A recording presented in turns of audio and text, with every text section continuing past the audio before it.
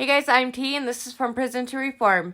Back again with a new video for you guys. These are some of TikTok's craziest story times.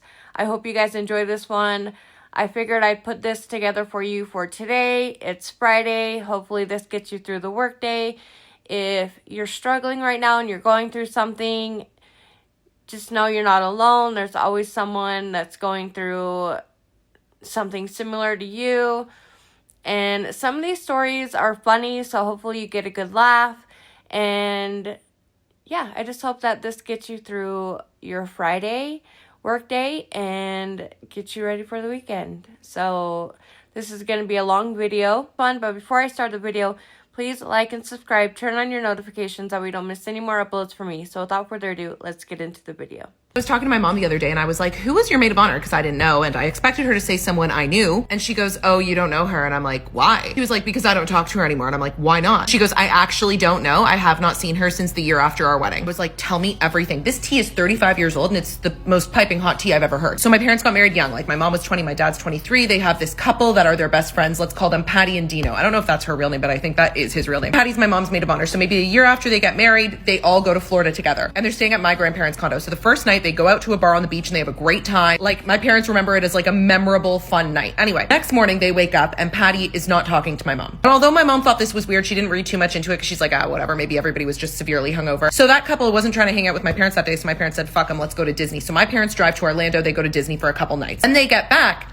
Patty still isn't talking to my mom. And Dino's not talking to my mom either, but Dino is talking to my dad. Patty's talking to no one. So they go to the beach. Dino and my dad are talking. No one's speaking to my mom, minus my dad. At one point, I guess my parents are like, okay, we're gonna go get lunch. Do you wanna come? And they're like, no, we're good. And by them, I mean Dino said, no, we're good, to my dad. So they go for lunch. When they get back, the second they get back, the other couple stands up and goes for lunch. So my mom's like, okay. They get back from lunch and then my parents go, okay, we're gonna go back to the condo. And Dino says to my dad, oh, we're gonna stay here for a little bit longer. My dad says, okay, I'll come pick you up at 4 o'clock at this street because it's 1989, whatever. Just meet me at this. Parents go back to the condo. My mom says to my dad, I'm gonna pick them up from the beach. And my dad's like, okay. Dad goes and takes a nap at 4 o'clock. My mom goes to the beach and they're both standing there. They see it's my mom. Without saying a word, both of them get into the back seat of the car. So my mom's now driving them around like a taxi driver. So now in her head, she's irate. She's also insane. So on the way back to my condo, there's a roundabout and she starts going in circles around the roundabout. She goes around the roundabout like 15 times because she's like, surely they will break this silence to say, what the fuck are you doing? You've been driving in circles for 10 minutes. But no, they don't say a word. So they get back to the condo and my mom literally gets out of the car and looks at them and says,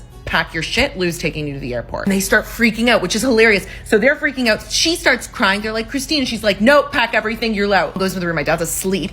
She goes, wake up. I kicked them out of the condo. Apparently she was laughing too. My dad's like, what? And she's like, I kicked them out of the condo and you have to drive them to the airport. My dad's like, what the fuck? So he wakes up from a nap. He goes out and Dino's going, Lou, I'm sorry. Like my wife, she can be like a little funny sometimes. My dad's like, yeah, sorry, man. Like if she says you gotta go, like now the wife's on the patio sobbing. She's asking my dad if she can apologize to my mom. And my mom is inside going, no, get in the fucking car. My parents take them to the airport. 1989, no flights, no phones. You're not figuring anything out till you get there. Dad leaves them there. Sorry, did I say my parents took them to the airport? I mean, my dad took them to the airport. My dad leaves them there, never saw them again. Heard through the grapevine that they got divorced a year later. Still don't know what the fuck her problem was, but the assumption, I guess, is that her husband was hitting on my mom that night or something. She was nuts, who knows? Anyway, that's the story of my mom's maid of honor. Isn't that juicy? This gets to her. What was your problem, bitch? Story time on how I found out that my ex-boyfriend was cheating on me. This was back in May of 2018. So me and my ex-boyfriend got together at that time, May 2018, and we were together for 3 months. So August 2018, we went on our first vacation. Okay, so before we left on this vacation, he had received a call from somebody, from his friend. His name was Jose. I was like, who's this? They're like, oh, he's my friend. Mind you, this person only had a handful of friends. So I was like, no, I don't think that's your friend. Like, who is it? Like, no, it's my friend. And we had only been dating for 3 months. And I don't even think I said, I don't think that's your friend. I just said, oh, okay. I left it alone. Never thought about it again. I swear I never thought about it again. We went on vacation. We came back. And I had a dream that he had cheated on me with his ex. I didn't say, hold on. I didn't say nothing, so I just let it go. Then the next day, I had another one. And I was like, okay, like, you know what? I might just tell him. And I told him, and he goes, girl, you're crazy, this and that, la, la, la. So So at this point, I'm thinking I'm crazy. I'm not, all right, I'm crazy, whatever. So I have one more, and I'm like, bro, I'm not crazy. So I wake up, I look at my phone, and his ex-girlfriend had requested to follow me on Instagram. Oh, wait, I missed a part. We were at his house one day, and we were at his house, and his mom was, her room was across the room. And he was like, Mom, they were talking about it. I think I was talking about it. And he goes, tell my mom the kind of dream that you had. And I tell her, and she goes, Mija, I don't know. Like, I think you should think about this in front of him. It means something. It doesn't necessarily mean that he's cheating on you, but you should think about like what you just dreamed about. And now he's upset at his mom because she's done that. But she's a girl's girl, so she's gonna tell me the truth. So whenever the next day, maybe like a week later, the ex-girlfriend, I wake up, I had that dream. I wake up and the girlfriend had requested to follow me on Instagram, the ex-girlfriend. And I was like, fuck no, like I'm not gonna accept that bitch. So then I deny it, and then she requests me on Twitter. And I was like, what the fuck? Like, I'm not adding you on Twitter. So I decline it again. Then she adds me on Snapchat. And I'm like, bruh, like, what does this girl want? She clearly doesn't want to be my friend. We're not friends. So, like, what? So I end up telling her, like, girl, what do you want? And she goes, your man is not who he says he is. I was like, okay. Well, clearly, like, you're not telling me because you're my friend and you want to help me out. You're telling me because you did something. So I was like, so what? What is it? What did y'all do?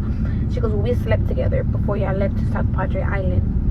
So you're telling me, bitch, you knew where the fuck we were going to? I was so mad. I was so mad. And not even at that. I was at the mall when I got that message. So I was at the mall with my little sister, and I had to like run out of the mall because I was in tears. I was so fucking mad. I was like, damn, like he basically just laughed in my face. I explained to him multiple times that I had this dream, and basically it was like I was crazy, but I wasn't. So I go to my car, I call him, I'm like, hey, like I'm gonna be on my way to your house, can you meet me outside? And he goes, yeah, why? And I'm like, I'm just gonna go, I need to talk to you about something. I hang up the phone, he calls me back, and he's like, are you okay? And I said no, and I hung up the phone. I get there, I don't say nothing, I just grab the phone and I hand it to him, and he was, you could just imagine how that man was, that she's crazy. And mind you, I always told him that this girl's the devil, and I don't give a damn. And if she were to say she's a damn devil, because I have more stories, because I started dating this boy years ago first, then they got together, whatever, then I got my own boyfriend, and then my ex-boyfriend ended up breaking up with her, and then she found out the guy that I was dating, and then she went to go date him and then got pregnant by him. So honestly, that's for another story. But moral of the story, the reason why I'm telling the story is that if you're having dreams about something and it's over and over and over and you have no reason to dream them, it's because of something. So your intuition is always right. That was my intuition. So that's it. I'm enjoying my golden chick, and let me know if y'all like this story time. And it was real. Enough time has passed, so I'm gonna give y'all a story time, a juicy story time. I have a whole bunch, but this story time is gonna be about the first time I violated a nigga's car, and it wasn't even my nigga, it was my friend's nigga. So we're gonna name my friend Honey, and for context, Honey is the type of girl, like, she'll have a boyfriend once in a while, but she'll have a like long time John that she's off and on. I don't even know if we're saying the word John still, but yeah, man, boo, whatever, side piece. So Honey started talking to this new dude, right? Cool. And I know him from around the neighborhood, whatever. To my knowledge, we were cool. Like, not no beef or nothing like that, but see you, say hi type shit. Like, he messed with the rest of my friends. Like, he was actually cool with this other girl I was really close with. Like, she's spending the night at my house. So I didn't think it was a problem, right? So Honey's friend had a stripper theme party for his birthday, and we went. But we didn't dress up like in the theme of the party. We just looked cute. So after the party, you get drunk, you having fun, open bar, all of that. Honey started calling her man. She's like, come get me, whatever, da. So everybody else we were with got in their Ubers, and Honey man had pulled up, and my Uber still didn't come yet. So Honey's man like, hurry up and get in the car. And Honey was like, oh, is Lissa getting in the car? And he said no. And I was a little confused because number one, I don't want to get in your car. But two, why couldn't I get in the car while I was waiting for the Uber? Like, what? So she slammed, so she was like, so I'm not going, and she slammed the door. Mind you, we gonna name the guy, I don't know. We gonna name the guy Damien. So Damien had came with his friend, and after she slammed Damien's door and said she wasn't getting in, he pulled off, but it wasn't even like no regular pull up, like he straight skirted off the block. So Damien's friend was still there in his car, and he asked what happened, and Honey was like, and you can suck my dick, you get all of that. So he was like, I didn't even do anything, he pulled off.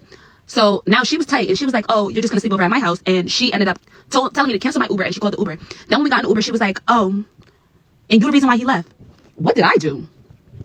So now we in the car, and after she said that, I bombed her. I had to tell her, like, if your man was gonna wait for you, he was gonna wait for you regardless. Like, you didn't have to ask me. It doesn't even matter. Like, you tell your man that I'm waiting in the car. You don't ask him. But anyways, so we stopped talking for like a week because that was weird. Like, and in the week that we stopped talking, I had caught up with my friend. We're gonna name my friend Tampa. Big T. Tampa and I started catching up or whatever, and she ended up telling me, she was like, oh, I just started talking to this guy. He be around my ex-boyfriend. So he was like, yeah, he be in that hood or whatever. And she goes, Damien. And I'm like, Damien. And then she goes, oh yeah, like, you know, you probably know him, he has hair and this and that. So I was like, whoa, what? I'm like, show me. And she shows me, and the same Damien that she's talking about, mind you, this is maybe like 3 days after me and Honey had got into it. And she showed me a picture, and I was like, oh nah. So then I started telling her about Honey, and Honey and I have a mutual friend. So after I get off the phone with Tampa, I get on the phone with our mutual friend, and I start telling her about the whole situation. But I'm like, oh, I'm not speaking to Honey right now. She wanted to have a whole attitude over this boy. So I mean, hey, who am I to say anything? But I'm like, if you want to say something to her, you can. So our mutual friend says something to Honey. Honey called me *67 because I had blocked her because that was weird. Hysterically crying. Oh, you wasn't going to tell me your friend messed with Damien. Your friend messed with Damien. So I'm on the way to the nail salon, and Damien's house and her house is kind of in the way to the nail salon. So she's hysterically like, oh, now I'm gonna go to his house with a bat and break his car and da-da-da-da and all this extra stuff. So me, although we're not speaking, let me go check with my friend to make sure she don't go to jail. Like, so now I'm ringing out her phone.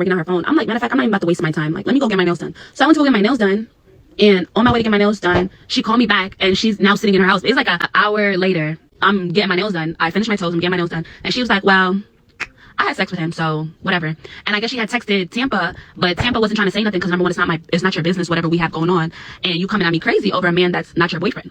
I forgot to include this. They weren't going out. They were just talking. Like, they literally were not going out, never announced nothing. So after the whole situation, she told me the reason why he didn't want me to go in the car is because he doesn't like me. And he doesn't like me because as we were waiting for my Uber, a bunch of guys from the party had came up to us. So because a bunch of guys came to talk to us, whatever, and I was like, I don't care. Like, I'm not here for him to like me, so whatever. So she kept saying, well, I don't care. That's not my boyfriend, but now I'm going to talk to a whole bunch of dudes. So she asked me to put her on to my best friend. So I put her on to my guy best friend. His name is Bro. So they're talking whatever, like, and they would link sometimes by themselves, and then they would also link with me in the car. Like, it was weird, but I knew she was just having fun and doing her little get back at Damien. Keep in mind, my best friend and Damien had a mutual friend. So the mutual friend, I guess my best friend had told the mutual friend he was talking to her or whatever the case may be. I don't really remember exactly what he said to him, but the mutual friend went back to Damien and told Damien that my best friend was talking to Honey. 1 o'clock in the morning, I get a call from my best friend. And mind you, my best friend had already knew that Damien and Honey was talking because I told him everything. I'm drunk with sleep. I'm like, hello? My best friend's like, oh, why is Damien texting me right now? So I automatically sit up. And I'm like, what is he saying? He was like, oh, do you talk to Honey? My best friend automatically said, no, I don't talk to Honey. I don't know what you're talking about. So Damien was like, oh, no, not even on some pressing you type shit. Da-da-da-da. I just wanted to let you know that she's nasty. She just fucked me on her period. This and that. All that extra shit. I'm like, wait. So he fucked her on her period. And she's nasty. Mind you, I know she's not the type of person to just do it out the blue like that. Like, he had to, I didn't know what to do. The first thing I thought to do was call her and call our other mutual friend that was the one that told her about the whole Tampa situation. And I told her, and mind you, while all this is going on, she was with him, like, while he was texting her everything. So she was like, oh, should I violate his car right now? I'm like, yes, violate his car right now. She was like, well, my phone's about to die. And I'm like, well, if your phone dies, come to my house. The video's getting too long, so come to part 2. I'm sorry, guys, I didn't want to do this. Part 2, I'm gonna try to make this very quick. I don't want to do part 3. So basically, after I told her to violate her car, whatever, she was like, her phone is about to die. So as she said her phone was about to die, I'm like, if your phone dies, come to my house. So we were still on the phone with the other mutual friend. So we're gonna name her Jade. So after my cousin Jay, love you, boo, phone died. So Jay was like, oh, I'm gonna come to your house. And I was like, bring toilet paper, bring anything sticky or whatever you can find. Bring it, bring little knives, all of that, like little portable stuff. Because if you know my house, I have these big kitchen knives. And we were not walking around trying to kill him. We were just trying to violate his car, And we sitting there, we waiting for her. And next thing you know, like 2:30, start pushing around the clock. And she FaceTimes us. And I'm like, where are you? She was like, oh, she was at my house. She was knocking on the door, but nobody came and opened the door for her. So I'm like, bro. So she ends up getting an Uber to my house. And as she gets the Uber to my house, we end up going to the store to get more stuff. We got like eggs, toilet paper. We had syrup. We had ketchup. We had relish. We had a whole toothpaste. We had a bunch of stuff. And I'm not even the type to do this stuff. But however, you got me in this. You made my best friend wake me up in my sleep, trust me, I'm coming outside for my friend every single time. I don't care. Good, bad, whatever. Like, we'll talk about it in the morning. We'll reconvene in the morning. But right now, it's none of that. So we end up, she comes to my house. We end up getting an Uber. We got in an Uber. So now we're in all black outfits. Like, we had ski masks on, everything. Like, I'll dead insert a video of us from that day because we made a TikTok. That shit was so funny because we really looked like we was going to cause trouble, and we were going to cause trouble. Money fight this. JC, I ain't playing. Look, control me. That's time for the circulate.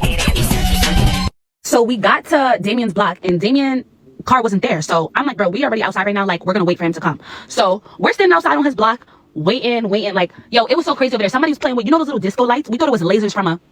So we're running up and down the block, all of that, like trying to run away from the lasers. So we're walking around. Mind you, it's not too far from my house. Like, it's in the borderline. Because every time I pass his block to this day, I be laughing because the shit was so funny. Like, it was so funny. So there, like, we had got there like 2:30, 2:40ish. By 4 o'clock, he got there. And I'm trying to figure out, where are you coming from at 4 o'clock in the morning when you was just hanging out with my friend at 1 on her period, like having sex on her period? Like, that, she should have knew that he wasn't the one from right then and there, because that is wild. But we saw the car, like literally we saw the car turn. We waited like 10 minutes because we knew he parked, we got in the house, all of that, right? When I tell you, this boy left his sunroof open. And I'm batshit crazy. I'm not the old, are you, da-da-da, no. I'm 0 to 100. So when I saw the sunroof open, I knew it was game time. And he had those suede seats, like, you have to take off the car material and wash in the machine to get it out. And you can't even do that. So I took the syrup. I was about to violate. As I'm about to put the syrup inside the sunroof, she pushes my arm. She was like, no, don't do all that. Girl, it's 4 o'clock in the morning and you're telling me not to grease after he greased you, put your business outside like that? I was so mad. And then, like, there was this, the sun was about to come up. So it was like one of those accessibility bus places. And they kept opening the door, and that's exactly, he parked right across from there. So every time they open, and they would open like every 5 minutes, we would run like 3 blocks away. So after a while, I was out of breath. Like, and I'm like, bro, if you're not gonna let me key the car, you're not gonna let me stab the tires or nothing like that, like, I'm gonna sit down right here. Mind you, I wasn't even telling her, like, let me really blow out his tires. I was saying, I didn't do it, guys. I didn't do it, God. I was like, just let me take the little knife and puncture it so that when he's driving on the highway, the tires could blow out. Like, I'm sorry, if you made my friend feel away, you really have to feel away, like, in real life. But she was not on that. Like, she did not want us to do all of that. So Jade and Honey ended up going back as I was sitting there waiting, because it's 4 o'clock in the morning, so it's hard to get Ubers. Like, they literally take like 10, 20 minutes to get to you. So I'm like, let me call the Uber and I'll just let y'all know when Uber is like 2-3 minutes away. So the Uber came, the Uber was like 2-3 minutes away, and I was like, come on, let's go. So they went and they took a video, and driver literally go around the block so we could record a video pulling up. I'm gonna insert that too. But I was so mad. Like, I got home and my mom was like, oh, I don't know what she said, but I guess she heard us talking about it, and she was like, don't get yourself caught up in bullshit for people that don't really care about themselves. And I was like, you ate that, Ma. You ate that because he didn't care about her, and she really, really didn't care enough, because if you was gonna do something, maybe you was supposed to do too much. So that happened 4 years ago. Why? I was on the phone with my bestie, and my bestie told me that this is her boyfriend 4 years later. I'm like, this girl, I have nothing to say. Like, it was just like, wow, you made me, Alyssa, come out my house to violate somebody's car. We could have went to jail. I was ready to take a charge for you, and this is your boyfriend? Man. Oh, this is a disclaimer. This is not to bash Honey. Although we're not friends, I still have love for her, and I love her parents. They were always good to me. She was always a good friend until we fell out. That was it. It wasn't even a big falling out. It was literally over something very small. So this is not to bash her. However, this is to bash Damien. I fucking hate your guts. Like, I think you're the worst nigga alive. I think that you deserve to catch something that's uncurable. But it's always good to mind your neighbor's business. So I hope she do not see this TikTok, because I'm about to tell her business. But girl, I be telling my business too. So if you see it, hey, I kind of miss you. We never got to know each other, but I always wanted to be your friend. Anyway, so my mama, a couple years ago, like 4-5 years ago, we used to live in like a townhome. But like the type of townhome we lived in, it was a downstairs and it was an upstairs. And we lived on the downstairs. And you know, we had a neighbor right above us. So the neighbor above us was a young girl. She was cute. She was cool. But I always told my mama, I said, Ma, it's something about her. I don't know what it is, but it's something about her. And I'm always right. My mama didn't pay much attention. But then like a year or two went by, and I started paying her attention, because at first I wasn't paying her much attention because I was never really at home. But when I was at home, I was paying her attention. And one day I asked my mama, I said, Ma, what does she do for work? My mom was like, she do hair. She's like, why? I'm like, because that bitch is always at home. Like, she never, ever go nowhere. Then I'm like, why she always listening to sad-ass music? Like, what's wrong with her? Mom told me, she was like, yeah, her baby daddy shot on her face, blah, blah, blah, blah. I'm like, whoa, that's crazy. But then she had a boyfriend living with her, right? And it was just, their whole situation was weird. We ain't about to get into that. But she ended up shooting him in the stomach, right? Crazy. I'm about to tell you, that's a whole other story. But anyways, one day I was at home sitting in my room, and I hear bop, bop, bop, and I'm like, oh my God. My mom was like, what is you doing? I'm like, that's not me. And I'm like, they upstairs shooting. So yeah, we running around the house like fucking chickens with our head cut off, because the girl upstairs is shooting her her man up, right? So boom. He went to jail, blah, blah, blah. Long story short, right? He left. So the people, at the leasing office said, hey, boo, you up here shooting in this predominantly Caucasian area, you gotta go. So I'm like, Ma, it's weird because like for her to do hair, at that time, for like a whole 2 months, she was at home, like not doing shit, right? Like literally at home every day. The only thing she did was wake up, take her son to school, and that was it. But every time she stepped up the door, she was drippy as fuck. And her shit wasn't from the gate, it was real, because I know real shit when I see real shit. But I'm like, maybe she's a swiper, because like, I don't know, it's just giving swiper. Like, she gave me a weird vibe, but it was never a bad vibe. It was just a vibe, but I want to be your friend, because I want to be in your business, because what the fuck is up? Ooh, excuse me, but what the fuck is up? So, as she's getting ready to move out and shit, I started noticing this man just came over all the time. Like, all the time this man just came over, and I kept saying, he look like a sad-ass man. Like, why he always looking so sad? So, as she moving and shit, I hear her talking to him. She was like, yes, it's time for me to eat now. You need to feed me. Whole fucking time, this bitch is a motherfucking dominatrix. Then the neighbor 2 doors down like, oh yeah, she got an OF too. My friend told me about it. I subscribed to it. I'm like, Ma, I told you. It was something about her. I knew it wasn't bad, but it was just like, girl, why you ain't never tell me? We could have been fucking friends. I hope you see this girl hit me up. Story time, bitches. Okay. This is gonna be a good one. So I was doing my client's lashes like a little praying mantis I am, and she was telling me how she went on a date with a surgeon. I was like, girl, say less. She was like, just you wait. Like, okay, that's strange. Tell me more. She goes, so we had dinner. Everything was great. I felt very comfortable with him. He's an established guy. I didn't feel danger at all. We ended up signing up for a nightcap, if you know what I mean. And she's like, anywho, I ended up in this position. I said, okay. He was in this position. Cool. Love that for you. She goes, everything was going great. It was perfect. Great vibes. Great vibes. They were matching pretty good. He goes and he boops her snoot. Boops her snoot. Well, she's like this. She goes like this and is like, what the fuck? He goes, I'm so sorry. And then he continues doing his thing. 2 seconds later, he goes and instead of doing a dirty Sanchez, he tries to stick his fingers and fish hook her baka. So he tries to go like that. She gets a whiff, and she's like, whoa, whoa, whoa. Are those the same fingers? He goes, yeah. And she goes, not interested.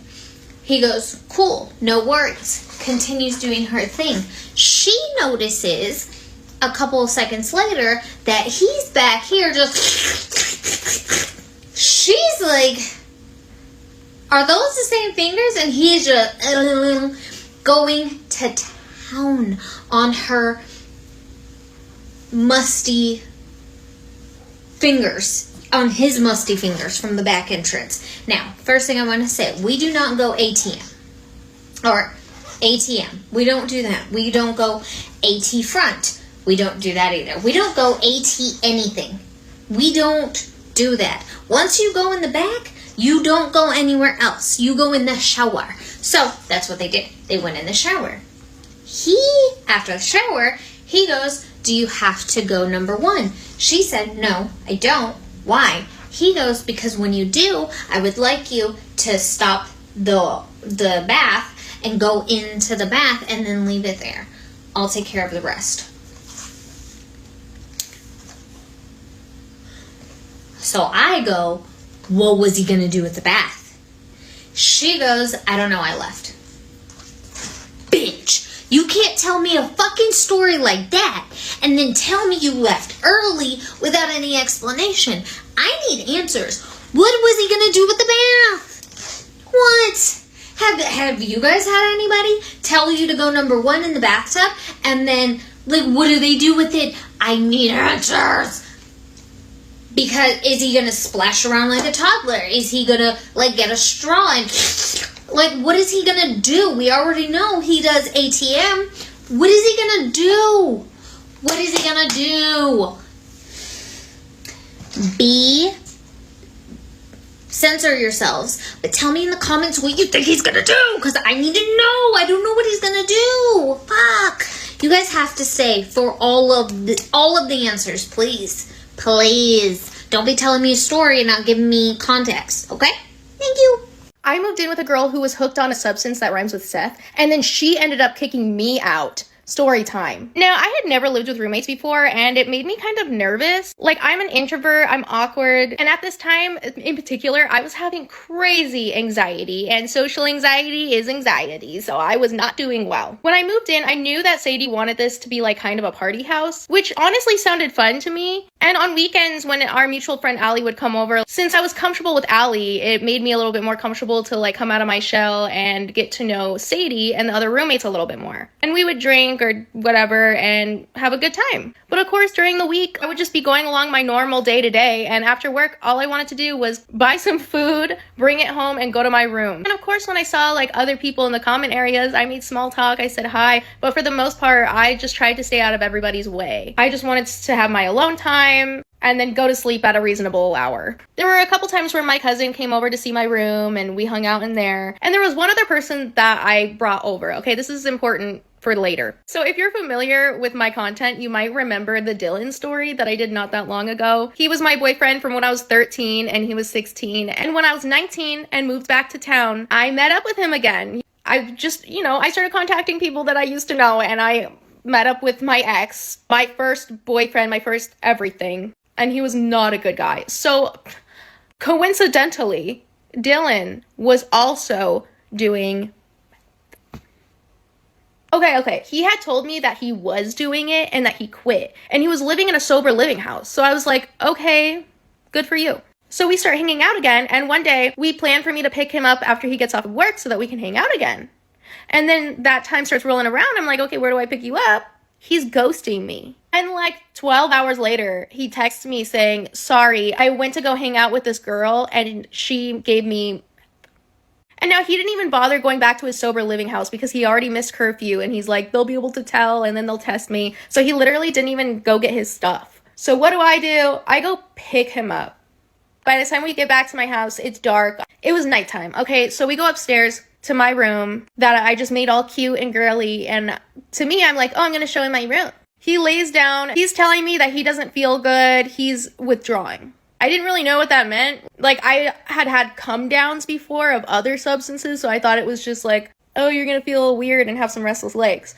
I didn't realize, like, how hardcore it is when you're, like, doing that stuff, right? So he's, like, not feeling good. He immediately zonks out on my bed. I had a twin-sized bed, so I had to, like, try to find room on my bed to, like, curl up next to him, like, all up right next to him, okay? And his breath was rank. It was so bad. The whole time I'm just laying there thinking, I want to get this guy out of my fucking room. I never want to see him again. So now that we have that context, fast forward, right? One night I'm hanging out with Allie. We're at like a little party, like a kickback, right? It's like a Saturday night. Suddenly I get a text from Sadie.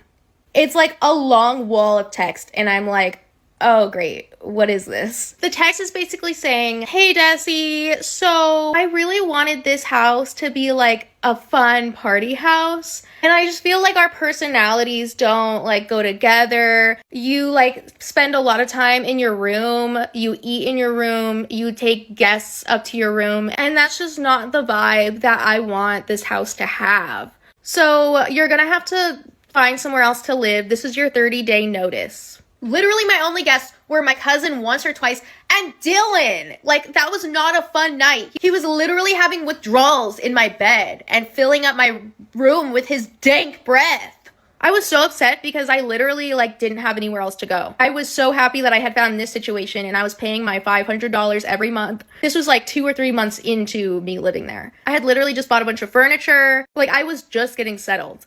and now I had to find somewhere else to live. I showed Allie the text. Mind you, Allie and Sadie are like BFFs, okay? Or at least they were, but you know, they got a little bit distanced once Sadie started doing the stuff that she was doing. Allie was just as shocked as I was. She was like, that's crazy because I'm pretty sure you're one of the only people that's actually paying rent there. We started doing the math and realized that she was definitely overcharging and trying to profit off of us. Or at least live there for free. Because Allie said that she knew that Sam, who was Sadie's best friend, she said she doesn't have a job, she doesn't pay rent. Sam was literally just like doing H in her room all day. She didn't work. So she was living there for free. I was paying $500. This random guy was paying $500. And we figured the whole house was probably about $1,000 a month. This was 2016, okay? So that meant that Sadie kicked out one of the only people that was paying rent. And in fact, I was paying like half the rent, okay? And she was getting to live there for free. Her and her boyfriend and her best friend. Even though I'm pretty sure they made way more money than I did. So we were just talking about all of this and realizing how screwed up this whole situation is. And meanwhile, we're literally like in the middle of a party.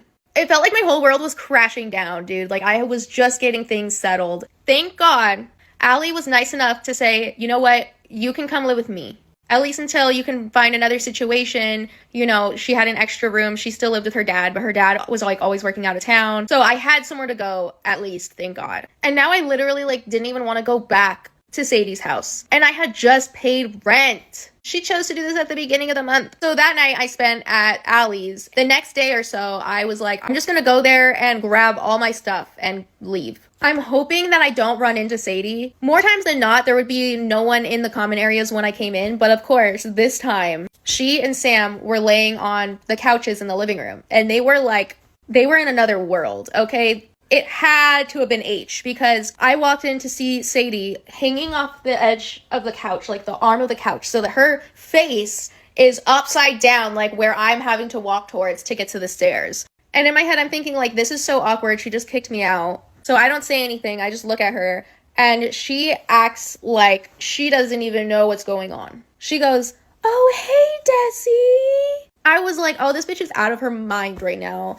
And I couldn't help but to just like probably look very disgusted.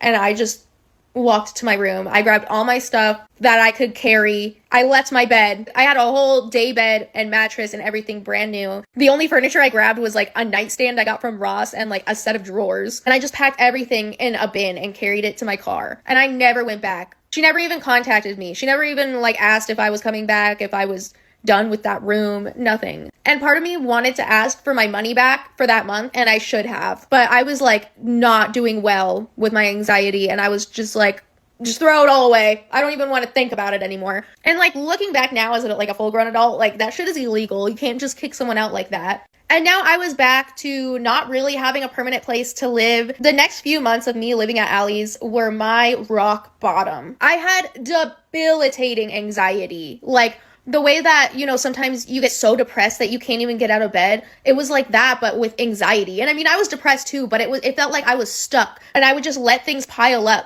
And to the point that I didn't do anything. And I even ended up overstaying my welcome at Allie's because I just like didn't know what to do. I had moved to Vegas on a whim, went on vacation and never went home. And I talked about that in some other videos on my page if you haven't heard it. Now that I was settling into a place, I was kicked out. And the job I had, I was not really making any money and it was very inconsistent and it was very exploitative. I was working like an adult industry job that I was not cut out for mentally, emotionally. I talk more about that to my subscribers because it's very personal. But one thing that I do want to mention now that we're wrapping up the Sadie saga is that it seems that Sadie has gotten her life on track. One time when I was still living there, she had mentioned to me that all she wanted in life was to be a mom. For some reason, that just really shocked me with like her lifestyle and stuff. But at the same time, like I'm the same way. Like I had always just wanted to be a mom. I couldn't wait till I had kids one day. So I related to her on that. A couple months after she kicked me out and everything, she told Allie that she was pregnant. Of course, everyone's first thoughts were like, oh no. However, as far as I know through the grapevine and social media, she quit as soon as she found out she was pregnant.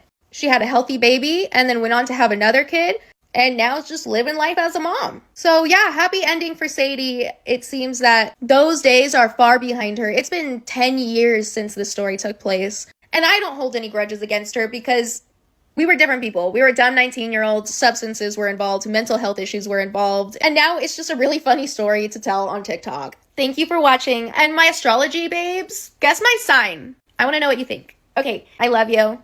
Get ready with me while I tell y'all about the man who's been sending my boyfriend unsolicited nudes. All right, I'm already almost ready, but I still want to tell y'all this story. So basically, there's this guy who my boyfriend is a mutual friend with, okay? He is gay, and recently he sent my boyfriend a video of his ass, okay? And my boyfriend responded to that video by saying like, whoa bro, I don't swing that way, I have a girlfriend, right?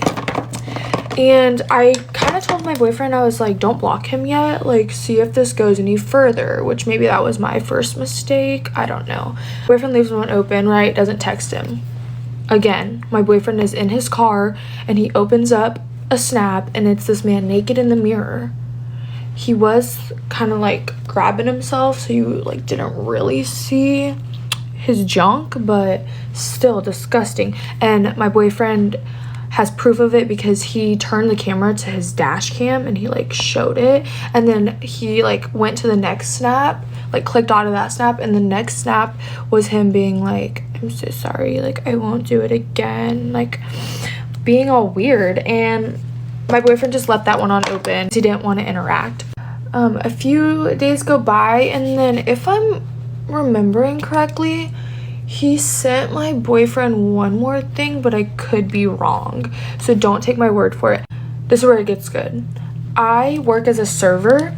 I'm not gonna tell y'all where because I'm not getting myself in trouble, but I work as a server, and this one particular night, this was on Friday last week, I look over and the man who's been sending my boyfriend these photos is at the bar, right? So I go up to him and I just super calmly, I go, hey, do you know Bear Rushing? Which is my boyfriend's name. And then he like leans back in his seat and looks like holy fuck, I've been caught, right? And he goes, kind of. And I go, oh, well, I'm his girlfriend and the things you've been sending him are really weird and really funny, but you're weird. And then I kind of turn away, and I was near the well, so I was waiting for the drinks for my table. And as I'm waiting, he turns to me and he's trying to like gain his power back, like, and he goes, excuse me. And I turn, like, and he's like, can you get me ranch? And like me and like in my server, like go, I was like, sure. Why did I say yes? This man was trying to run me around. But I go and get him the ranch, and as I'm getting it, I kind of like had a little script in my head. I was like, all right, this is what I'm gonna say. But then I go to the bar and I bring him his ranch. And when I set it down at the bar, he says, oh, I actually need one more ranch for the guy over there. Like, he needs a ranch. Why the fuck would I get that ranch? And I said, I'll get it, but stop sending your ass to my boyfriend. And I said it loud enough for like the guy next to him to hear it, so I know this man was embarrassed. And then I looked at the bartender and I was like, get him ranch. Like, I'm not gonna get him fucking ranch. And then he texts my boyfriend on Snapchat and he goes, your girlfriend just came up to me when I was trying to eat my dinner. She must be so worried. And my boyfriend was just like, what did she say?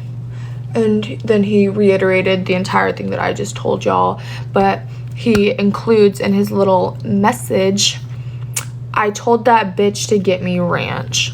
Okay, baby, we can play that game, right? And then he says, this makes me tempted to send more. And then he sent a snap, and my boyfriend waited for me to get to his house to see the snap.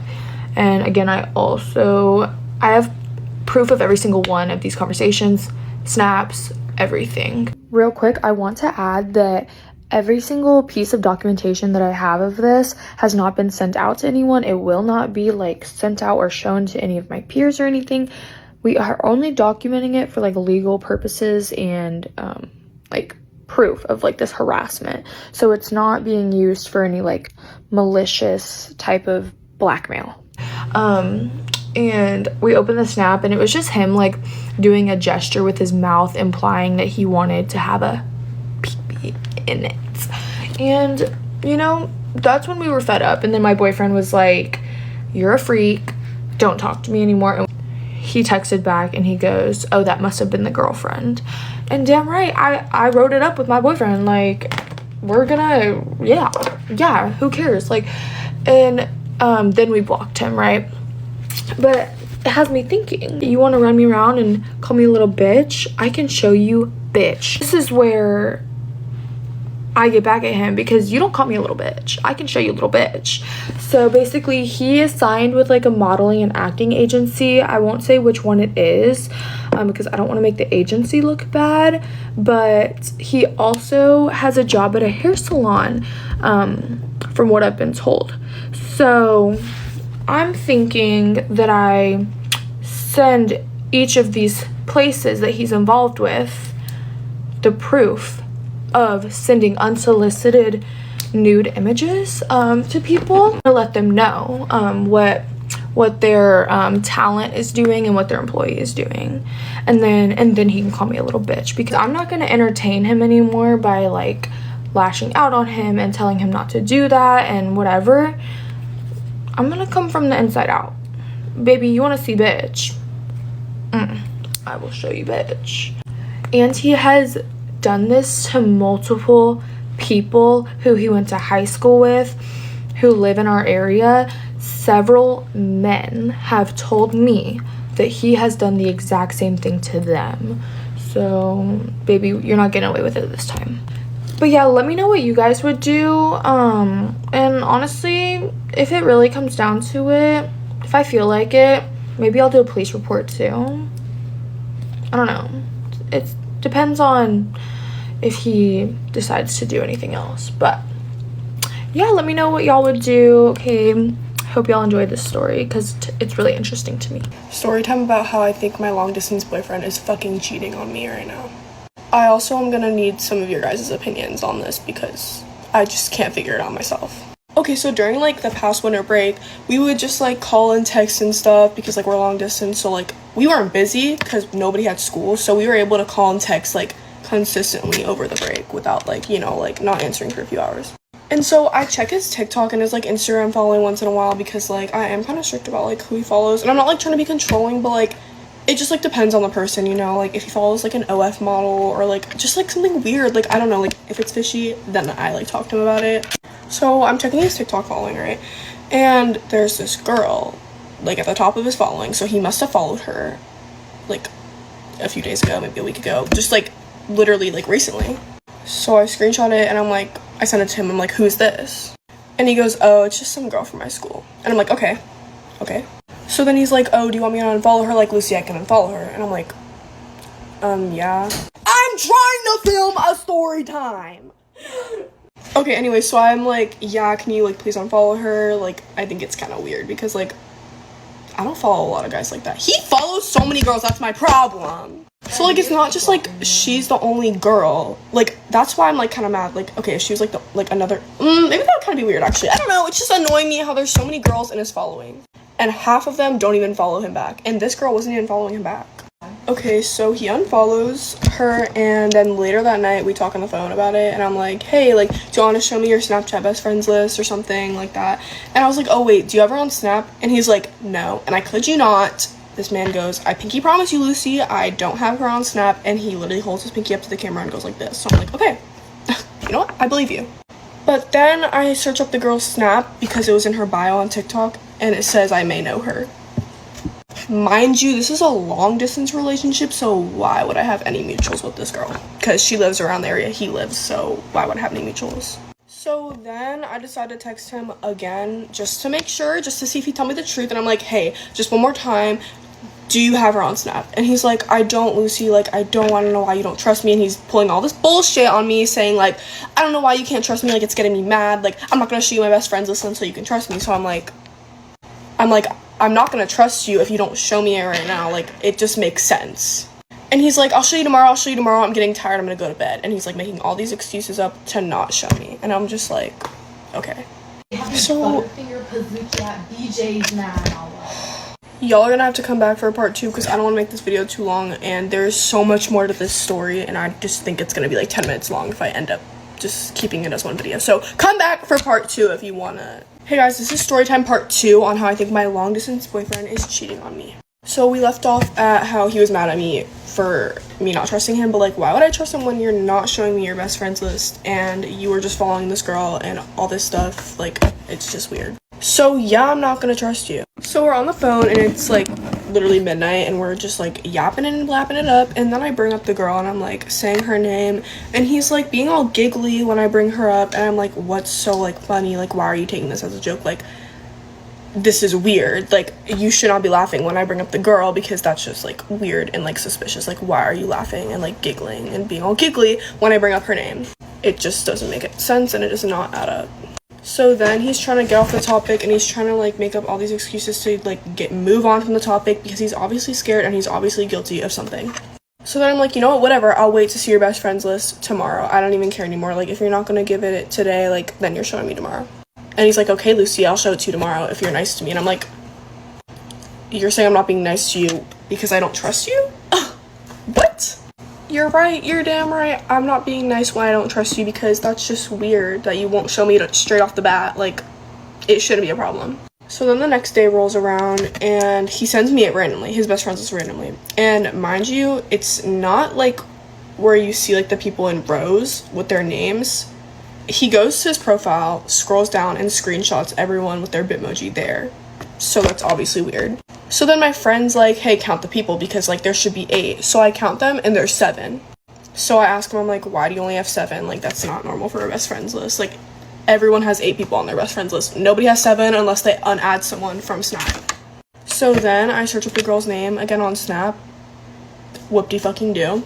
It doesn't say I may know her anymore after he showed me his best friends list with only 7 fucking people on it. How convenient. How convenient. So I took matters into my own hands, and I added the girl on Snap, because you know what? If I'm not gonna get the truth from my boyfriend, I'm gonna get it from this girl. At least that's what I was thinking.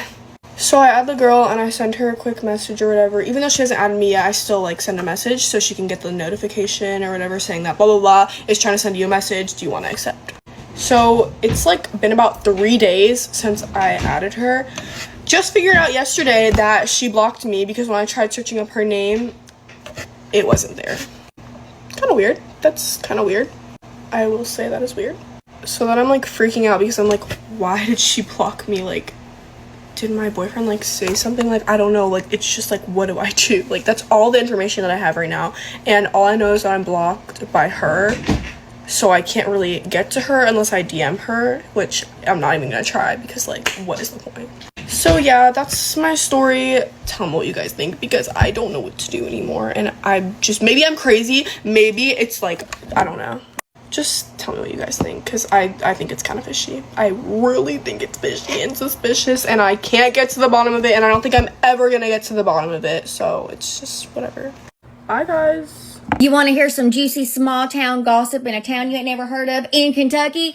Of course you do. All right, honey, well, listen to this. So there was this married couple. They had been married about 2 or 3 years, and they owned their own business. Well, they didn't, but the husband's family owned their own business, and it had just recently went out of business. So the wife had just found a job. The husband had not found a job yet. Well, he was staying at home with the baby. They had a little bitty baby. Well, she goes to work, and he calls her, and he was like, hey, I've got some things I've got to do. I'm going to drop the baby off at your mom's, and if you don't mind, you can pick her up whenever you get off work. And she was like, okay, well, where are you going? Oh, well, I'm going golfing with the boys, and we're going to go do this and do that. I'm helping a buddy out. And she was like, okay. Well, she found it really strange, because he hated her mom and would have never dared to like go to her house and drop the baby off. So she knew, red flag. So she calls her mom. Yeah, the baby's there. And she's like, okay, well, I'm going to go figure out what he's doing. Something is up. Also, to mention, there was money missing out of their account, like not a huge amount, but just enough to like notice, and she thought that was really weird. So anyway, she leaves work and she goes to the golf course, wasn't there, goes to the buddy's house, wasn't there, and she's like, well, I don't know where he's at, I'm gonna go get my youngin' and just go on home. Well, she goes and gets the baby, pulls up in the driveway, all the lights are off, but his truck is there. And she was like, that is so weird. What the crap? So, and he's not answering his pager, because at this point, there wasn't even any cell phones. There was pagers. Well, so she puts that baby on her hip, honey, and walks in the house, and guess what? You ain't going to believe it. He had I don't know if I'm allowed to say this on here. So, he had a girl that dances on a pole with no clothes on in their bed. Honey, I reckon that woman dragged her out of bed, beat her brains out. They fit like cats and dogs. She threw her out of the house. They live like right dad smack in the middle of town, butt naked. She had to go to the neighbor's house to use their landline phone to call her daddy. And guess what else? Her daddy was a preacher. What the crap? Can you believe that? I'd be ashamed. I would be ashamed if my daddy was a preacher and he had to come pick me up butt naked because I was getting paid to do services. Oh, what the crap? Anyway, there's you some small town gossip in Kentucky. Just getting ready with me while I tell you the story of why I don't talk to my sister anymore. Brittany is a year older than me and she lives in Texas. I do not live in Texas and I have not lived in Texas for a long time. I currently live in Utah, and during this story, I was in Utah. She was working at a dealership at the time and we were constantly on FaceTime calls. And an important character in the story, his name is going to be David. David was often one of the biggest people I would see on FaceTime. She would show me around, show me to people that she worked with, and it was just a pretty cool atmosphere in general. It was predominantly men, and every time I was on the call with David, he would always make sexual remarks towards me. Typically, the phone call would look like he would get on FaceTime with me and he would say how much hotter I was than Brittany and how he wishes I was the one down there. Just stuff that made me really uncomfortable, and I would just laugh through it. You would always hear my sister in the background saying like, "Oh, stop it, that's not funny," all jokingly. Just weird stuff. Brittany and David got pretty close together. And I didn't know at the time, even during the FaceTime calls, but a little bit later I found out he was married and was about to welcome his first baby girl into the world. He was living in a house with his wife, and every time I talked to my sister about him, she always said that he was just a friend, her best friend. She thought of him like our brother who passed away. He reminded him of her. Him of him. That doesn't make a lot of sense. Besides the point, every time that he was brought up, it was that he was a best friend, and she thought of him like our brother who passed away. Just comments like that. Swore up and down every time I talked to her that nothing was ever going to happen to her and him. It was just platonic, and they were really close friends. I actually have another sister who was living in Utah or Texas with my sister Brittany at the time too. And she would call me and say she felt something was up between them. And I admitted that I felt the same way. Brittany at the time was living with my grandma, and they ended up getting into some pretty nasty fights, disagreements, couldn't agree on things. So Brittany ended up having to move out of the house. Now, this is where things started to get pretty suspicious. She would start FaceTiming me and saying how awful the wife was and how bad she treated David and all this other stuff. This is when me and my sister started to get pretty suspicious of Brittany. We were like, something is weird, something is off. I really don't know how to explain it. David ends up welcoming his girl into the world, and Brittany ends up babysitting a lot for them until she gets her own apartment. I don't know how long they've been together. I also wanted to mention, I also don't know how old David is. He's definitely much older than I, and I am only 20 currently. He is probably in his 30s, could be late 30s, something like that. She's watching the baby, Brittany's watching the baby for them. She's not being asked to pay rent or anything. She's just staying there, and then she does find her own apartment. She moves out, and everything seems fine. She would talk about him like she was just a really concerned best friend, or at least that's the way that she was trying to make it out to be. And eventually, the truth came to light.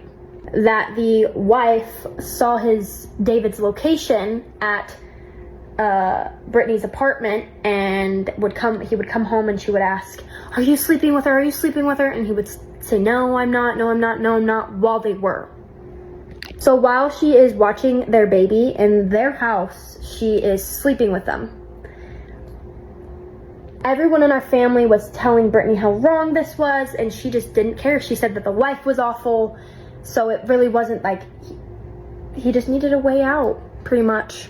We were all left pretty shocked by this. She's done some pretty bad things, but this is probably the worst one in my history of knowing her, that she's done something like this before.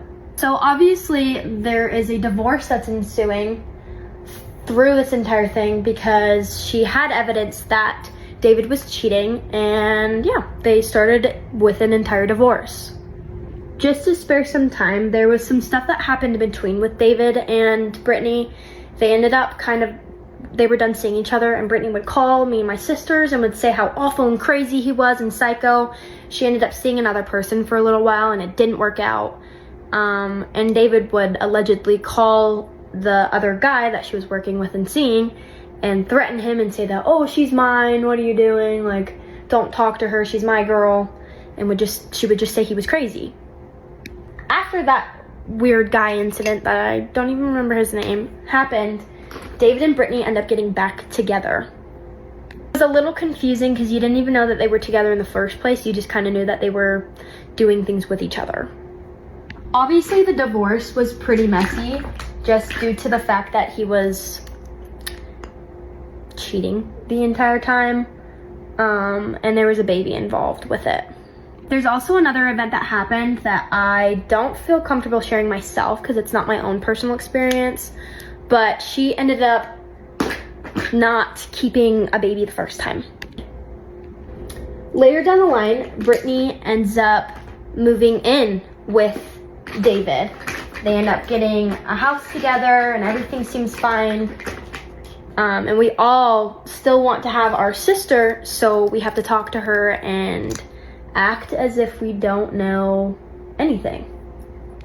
Even being around David, I was always so uncomfortable just because of what he had said even the first time of me meeting him, and also knowing everything that I had known. It was hard for me to look at anyone in this scenario the same way that I had before. And I felt such a heavy weight of anger and sadness for the wife. Not only for the fact that she had just given birth, and that is such a vulnerable time for a woman, but also she was just being lied to the entire time. I was also being lied to, and so was everyone else. If I had ever talked to the woman, if I had seen her or known her, I would have told her immediately. Flash forward, Brittany and David end up getting pregnant together. Surprise! Brittany and David did not have what seemed like a good relationship. Brittany would always call me, even before the pregnancy, in the work bathroom and would complain about how controlling he is and how he just goes off on her for random reasons. And I could hear him outside the door banging, when are you coming out? Get out, get out. He was upset that day because they were not eating lunch together. The entire family was pretty supportive because there was nothing they could do at this point. While they were disappointed and confused by all the events that took place, a lot of them actually didn't even know that this happened. Still to this day, a lot of the family does not know that she did that, and she keeps it pretty hush-hush because why wouldn't you? I have no respect for him as a person. He did give me my niece, who I never see, just because my sister is not a very good person, and this story is kind of one of the many as to why I do not talk to her anymore.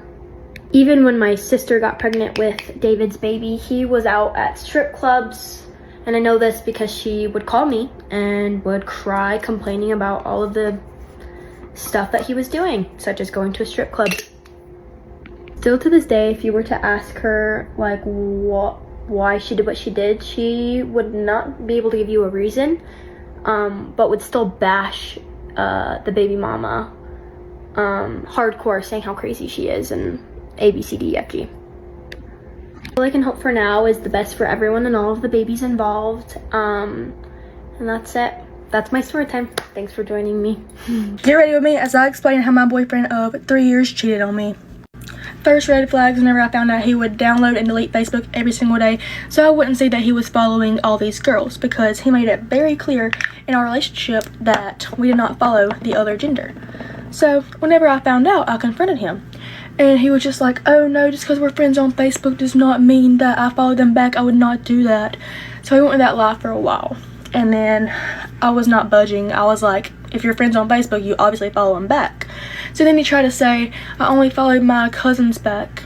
And I was like, you follow 2 of your cousins, and you only have like 2 girl cousins. And then he said, oh, I only follow girls from my hometown.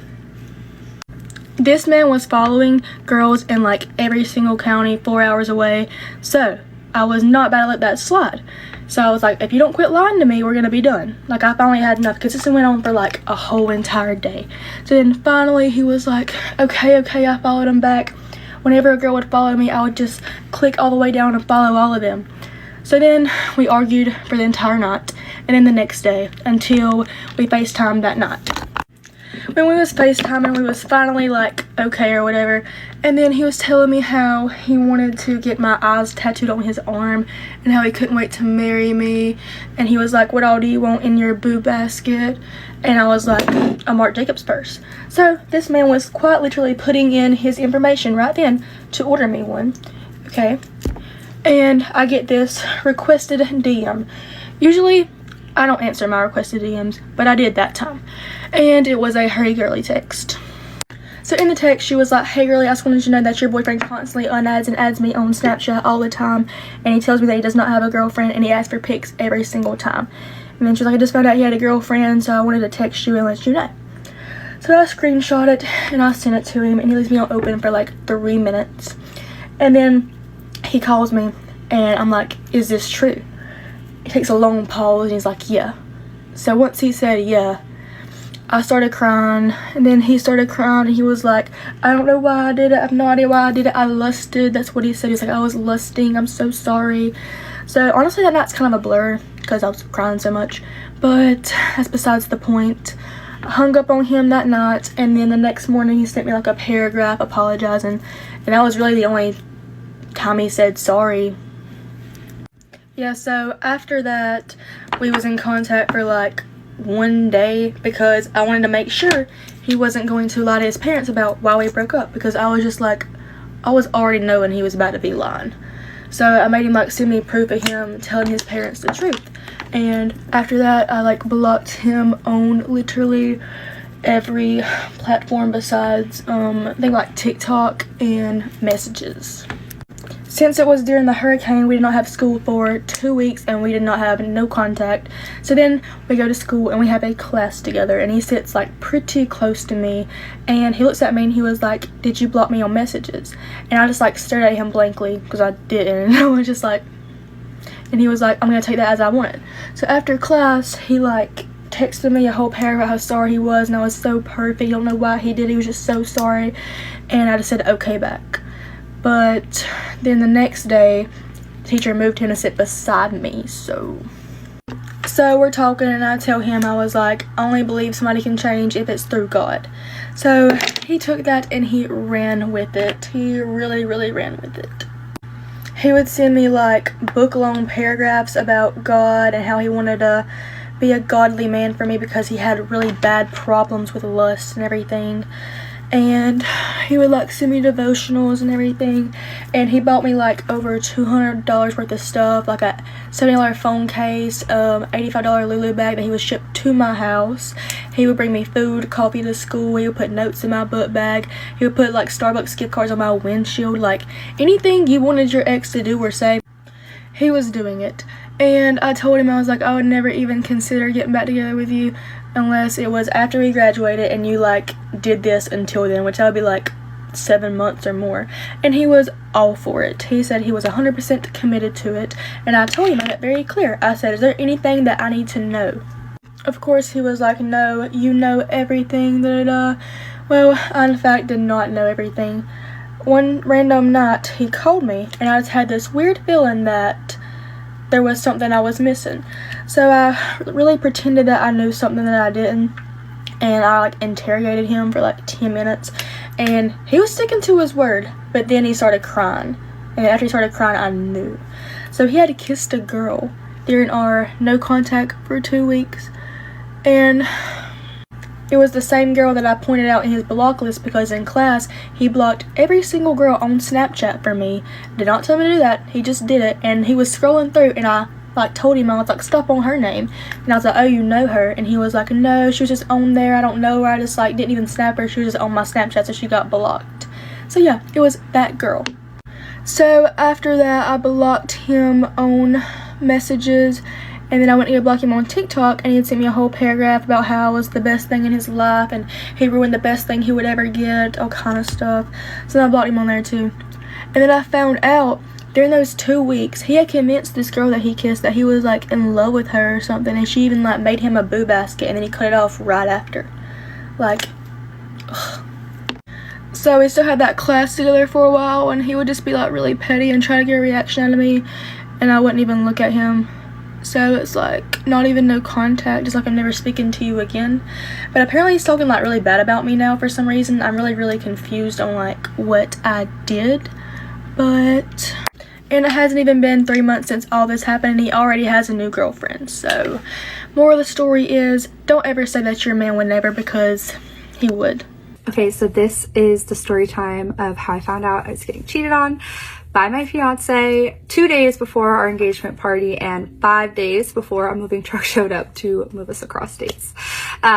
So this is just about when I found out. Obviously there's like a whole story to it and it's wild, but for the sake of time, so it was a Friday, and I had just left my staff Christmas party, and I was driving to his house to do Christmas with his family, because we were moving from Texas to California in like a week or two, and the moving truck was about to show up and all this stuff right before Christmas. So we were going to do Christmas with his family because they're in Texas, and then do actual Christmas, like Christmas Day and stuff, with my family in California. So I show up right away, something's off. He was supposed to be packing all day. I get there, he's acting weird, nothing's packed. I'm like, what the heck is going on? He lives with his grandma, and they live on like 5 acres, and his mom and dad and brother live on the same land but in a different house. So he goes next door to his parents' house. I don't know why, he just goes next door. I'm at his grandma's house. He calls me and he's like, come over here, like I need to talk to you. Like, okay, something super weird's going on. So I go over there right away. I'm like, what the F's going on? You're acting so weird. And he's like, I cheated on you. Right away, I don't know how to process this. I'm like, what do you mean? What are you talking about? Like, when would you have even done this? Like, we're always together. What are you talking about? This doesn't make sense. Why are you telling me this now? Like, brain goes into overdrive. I go crazy. I'm super mad. But because I was so overwhelmed, like I could really only fixate on like one thing, and I just kept asking him like, why now? Like, why are you telling me this right now? Like, we just got engaged 2 weeks ago, and we're about to have our party, we're about to move, like this is crazy timing, what is going on? And I'm like, when did this happen? Who did this happen with? Like, tell me everything. So he tells me it was just some random girl, and that it happened like a week or two into us dating, and it didn't mean anything, and he didn't, he was scared of how much he liked me. He didn't know like what our relationship was going to be, all this stuff, right? I'm like, okay, crazy. I give him the ring back. I'm like, you have been keeping this secret from me our entire relationship. You've been lying to me like crazy.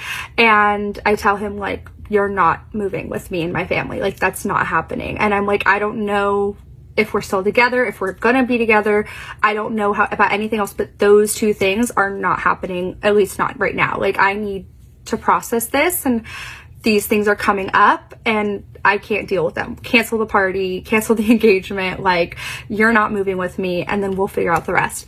So I'm so pissed, but he's like, I love you so much. I want to be together. We're going to make it work, all this stuff. And I'm like, no, like you lied to me our entire time. And like, that was such a huge thing for me. Backstory, he worked at a bar, and for the beginning of our relationship, I had really bad trust issues about that, because I was like, you're out at a bar every night with all these like beautiful women, and it it just made me insecure. I just didn't like it. I was like, I don't want to date someone who's out in that scene every single night. Like it drove me a little crazy. But by the time we got engaged, like I had already worked past all that. I trusted him completely, but come to find out, okay, we'll get there. Okay, anyways, I had a lot of trust issues. We had talked about cheating. I had talked about like I was a one and done kind of thing. Like if you did that, I'm out of here. It's not a work through it kind of thing. And he knew it was like a big thing for me, like trust and honesty and all that stuff. So yeah, he's like, it just happened that one time. I'm like, I don't care. Like this isn't happening. Like I'm not doing this with you. So I'm pissed. I leave. I get home and I talk to my brother-in-law. So the girl he was cheating on me with told my brother-in-law because she worked at the same coffee shop. So my brother-in-law managed a coffee shop and the girl and my ex both worked there. Granted, by the time we got engaged and found all this out, he didn't work there anymore, but that's how they all knew each other. So my brother-in-law was this girl's boss. So she came forward to him right after she saw we got engaged and said, I've been seeing him. Like, you know what I mean? Like, you need to tell her kind of thing. So my brother-in-law calls my ex and is like, you need to, like, is this true? First of all, he tries to deny it. He's like, dude, why would she say this unless it's true? So my ex messes up. He's like, yeah, it's true. So my brother-in-law is like, you have to tell her. Like, you have to tell her, like, right now. And this is Friday. This is before it's like hours before I get there, hence why he didn't get anything done during the day.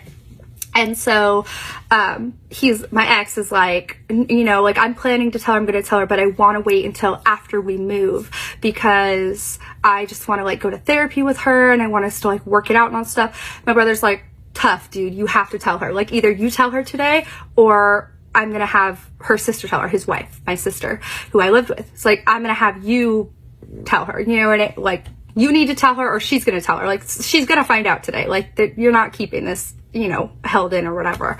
So that's why he ended up telling me. So I get home and I start asking my brother-in-law all these questions about the girl, like going forward to him.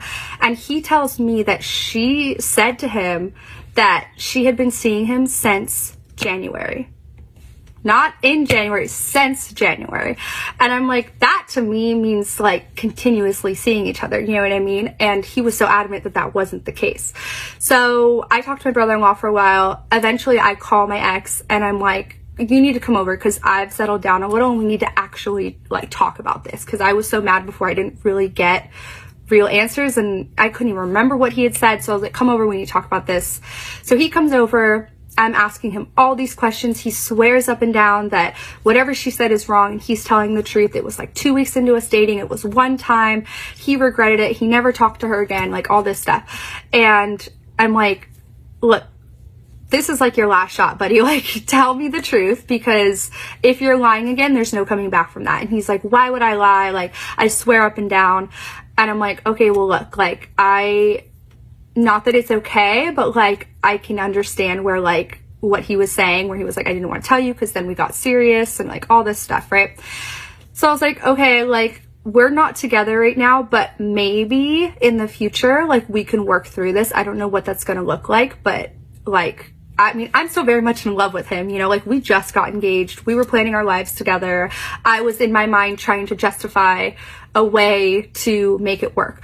I was like, we're broken up right now, but we'll see what happens. Like, you need to go to therapy because the fact that you were able to lie to me about this for so long is crazy, like all this stuff, right? So he's like, you know, I want to fight for this. I want to make this work, all this stuff. So I'm like, okay, like we'll see what happens, but I'm moving and we're broken up. We're not engaged, everything. So he leaves. The next morning, my sister goes to pick up my mom from the airport because she was going to fly in. This is Sunday. This was supposed to be our engagement party. She was going to fly in and surprise me for our party. So I'm at home with my brother-in-law. My sister and my mom are in the car on the way back from the airport. And I'm like, you know what? I just need to message this girl. I need to hear her side of it. Something is not quite adding up about what he's saying. And I need to be sure. You know what I mean? So I DM her on Instagram and I'm like, look, there's no hard feelings. This is not your fault. But I just need to know, like, from your perspective, like, what happened. that's when she proceeds to tell me that they were seeing each other for 11 months. And I find out that the last time they saw each other was a week before me and him went and looked at rings. And the reason that she came forward is because the night before she came forward, so Thursday night, which we had just gotten back from my nephew's Christmas recital, he texted her and said, I'm moving to California in 2 weeks and I want to see you before I leave. So he was planning to see her again. She tells me like I was in love with him and he basically just treated me like, you know, nothing. Like he would just see me every once in a while, all this stuff, crazy, right? I message him, I'm like, you're a piece of garbage, you suck so bad, like all this stuff. I go to send him this really long message and he at first is denying it again. He's like, this isn't true. And then I send him the screenshot she sent me where he's like dirty texting her and asking her to come over and texting her while he was on vacation with me and my family, like all this stuff, right? And she has all this proof and I send it to him and then he's finally, after denying it, he's finally like, okay, yeah, I cheated, I suck, sorry. So he fesses up. I go to send him this really long message like an hour later and it fails to deliver. What the fuck? Fails to deliver? You blocked me? That's crazy. So I post on my Instagram story, it's crazy that I find out you cheated on me and you blocked me. His brother's girlfriend swipes up and says he didn't block you, he changed his number. Again, crazy. He changed his fucking number like an hour after admitting that he was cheating. He deletes all of his social media, his Instagram, his Facebook, his TikTok account, everything. He deletes everything. There's no trace of him on the internet anywhere other than like pictures with me on my account. Other than that, like his brother deletes his account, like his whole family. It was crazy, crazy, crazy. Okay, so then I messaged him, he doesn't answer, he's blocked. What next? Gosh. Oh, so yeah, the girl comes over then and we start like comparing our stories and talking about like everything and like we're crying together. She's like, I loved him, I was in love with him, all this stuff. Come to find out, what was it, like 2 months later, she knew about me the whole time. And I guess the reason that she actually came forward was because she found out we were engaged and she was pretty much like mad that he chose me. Like, and I guess in her mind, that was him choosing me, you know? And yeah, so she lied to me too. She came over to my house, was comforting me, I was comforting her, all this stuff, and she knew that he was in a serious relationship the whole time. So that was crazy. Yeah, he's crazy. And then, yeah, I moved to California. I talked to him one other time after that. I FaceTime him just trying to get more answers of like, why did you do this? How could you do this? I realized I'm never going to be able to understand it because I'm not insane like he apparently is. And so I just said, I texted him after we FaceTimed for a couple hours and I said, I'm never talking to you again. And I blocked him and I have never talked to him again. He's still blocked. And yeah, I don't know. I did see a couple months after that, which is crazy. His brother got married. I don't know the timeline of all that, but basically like me and him were supposed to, he proposed in Mexico. We were on a cruise and we went to Mexico and he proposed on the beach in Mexico.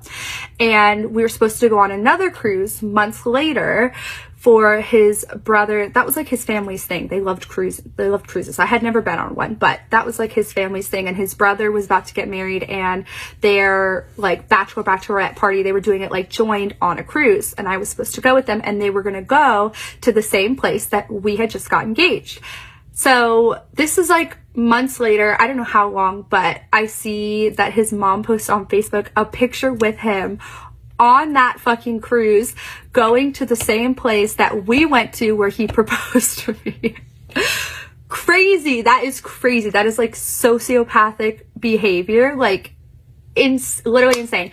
Then like months after that, I see that his brother's girlfriend posted a picture of his brother's girlfriend, my ex, and this other girl, I don't know, at a church marriage conference. And I like looked at, it's all about like growing in relationships and like learning how to center God in your relationships and like stereotypical, like I just did something terrible and now I'm going to turn to God so I don't feel like shit about myself. But yeah, absolutely crazy. There are a million billion more things to this story, but I guess this is just like the actual finding out about it. I went over to say goodbye to his grandma specifically that he lived with and talked to him one last time before I moved. And this is the last time I talked to him after finding everything out, other than that one FaceTime.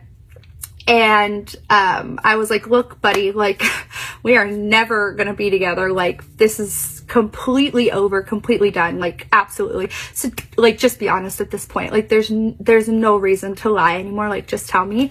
And he admitted that he was also having one night stands. So I had to come home and get tested and fear for my own health. So that was great.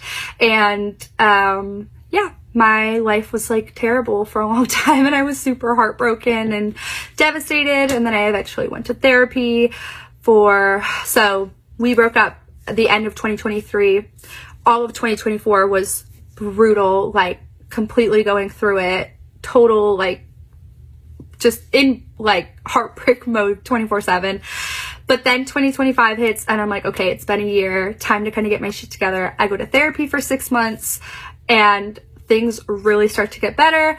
Now it's been 2 years, a little over 2 years, and I'm like in a really good place. I feel like I could start dating again. Like I'm finally past it. And I just remember that I used to, in that first year, watch videos like this all the time. And it just felt so impossible to get to a place where I would ever be past it or over it or on the other side of it. I was so devastated. And I just remember like hoping and praying to God that I would get to a place one day where I could be like telling people like, hey, this happened to me and I'm actually doing okay. I actually got through it.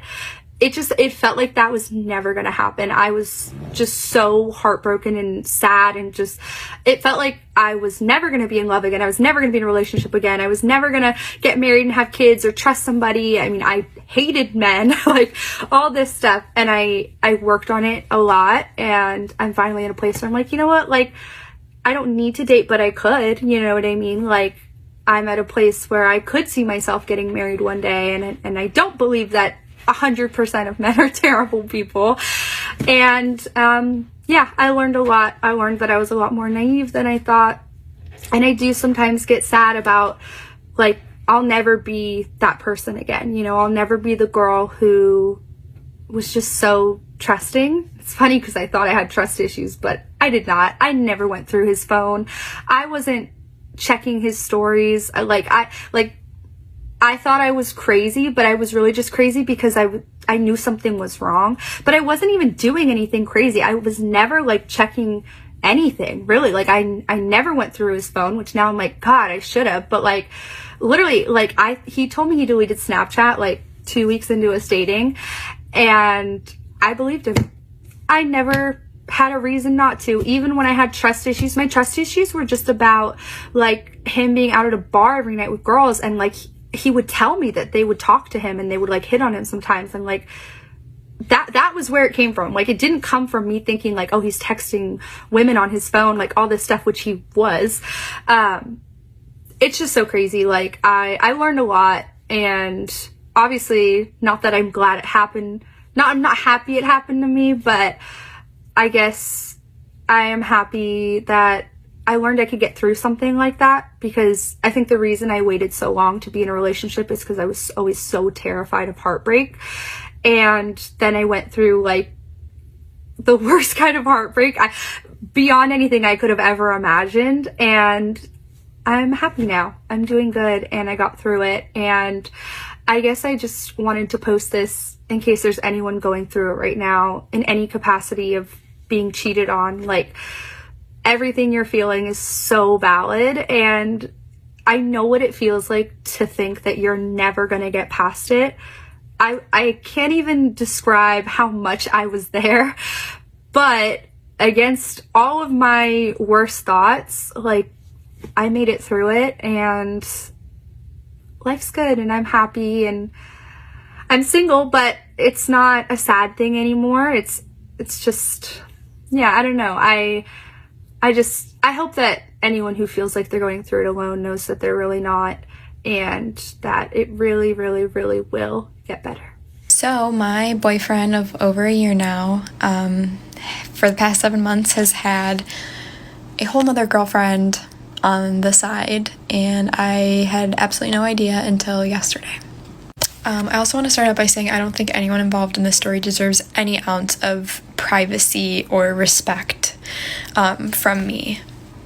There's a lot of messed up things that happened, and if you didn't want me to talk about it, then you shouldn't have done it. Sorry, this is my story, this is my truth, and it's my right to talk about what happened to me. And I think it helps me in a way knowing that other people went through similar things, have similar stories as me, and ended up being okay. Because I'm not okay right now. Hopefully I will be, but yeah. So long story short, me and my boyfriend were long distance for a while. We just had our 1 year like literally a week ago. Not even. And I guess apparently he has basically had a whole nother girlfriend on the side where he lived since June. And in the fall, I ended up actually moving closer to him, not where he lived, but like we were seeing each other multiple times a month. Me going there, him coming to me. I never saw any red flags. I had his location, his passcode, his computer, password. He would like never hide his phone in front of me. He would text in front of me, Snapchat. Like there was never an alarm bell in my head. There was never like something that made me feel suspicious or anything. So that's why this is such a shock to me. So basically I woke up yesterday morning to an email from this girl saying that she has been in a situationship with my now ex-boyfriend for the past 7 months, and she doesn't know who I am, but apparently she found my TikTok a month ago and then was saying that every time she asked about me, he was telling me that I was just a friend. So like I guess she knew about me before her finding my TikTok. I don't know. So I ended up texting her and I was like, wait, who are you? What's going on? Like, I need proof. And then she proceeded to send me the proof that I asked for. I got a really intimate video of them in his bed, which, like, I asked for proof, but, like, I didn't need to see that, I guess. I got a lot of intimate detail about their love life and things like that, and sent me like screenshots of their messages and pictures that they would send like in messages, and a lot of the pictures that like he would send her like were pictures he would send to me like of just like his daily life. He also apparently hit on her at the gym and got her phone number the same week that he flew to New York to visit me and meet my family for the first time and spend the weekend with his family, like me and him spending time with his family. I don't believe that she just got suspicious of me. I really respect her telling me. I don't exactly trust her. A lot of the things she was saying like were not adding up. Like, I don't know. I just had a really bad feeling about her, but also, like, I don't want people being like, oh my God, you're not a girl's girl. Like, it's 100% my now ex-boyfriend's fault. Like, he was the one that fucked up.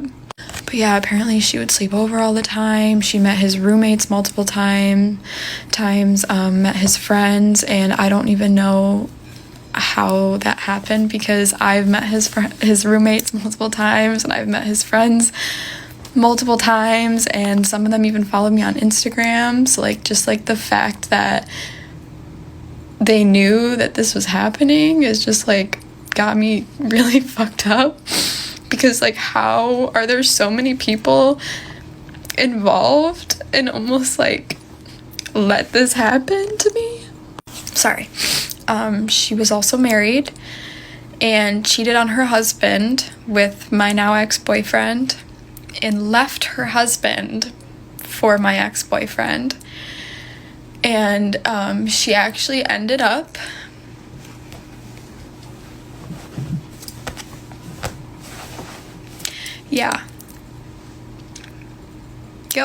from him. Yeah. And she found out about when he was visiting me 2 weeks ago for my birthday and spending time with me, I guess. Yeah. She slept over whenever I wasn't there. He did things with her that, like, when I wasn't there. Like, she helped him move into his new apartment and decorate, even though I saw his apartment the day that he was moving in and left to go back home. So I guess it was like, hey girl, I don't know. To say I was like completely blindsided is literally an understatement. I had no idea. Like, I had no suspicions. Like, he was the perfect boyfriend. Like, we had a perfect relationship. Like, I was genuinely so in love with this man, and I thought we were gonna get married, and we made plans together. Like, I almost moved to be where he was in the fall, but I ended up moving to Denver instead, and like, thank God I didn't move there. Thank God I moved to Denver, because I don't even know what I would have done. I just don't understand how someone could do this to another person, and I would have never expected in like a million years that he would have ever done this to me. Again, like, he was a perfect boyfriend. Obviously I called him and confronted him about it, and he didn't have anything to say. He doesn't know why he did it. He just did, and he's a piece of shit. He doesn't have an explanation or anything, and that's my closure, I guess. Like, that's the only closure I'm gonna get. I'm never gonna get a reason why he did this, and I'm never gonna get an explanation. And I feel so fucking stupid crying on TikTok, but like, I genuinely don't know what else to do. Like, I don't know where to go from here. I feel like my whole entire life has like been thrown upside down, and I don't know what to do. So if anyone has been through something like this, please help me, because I don't know.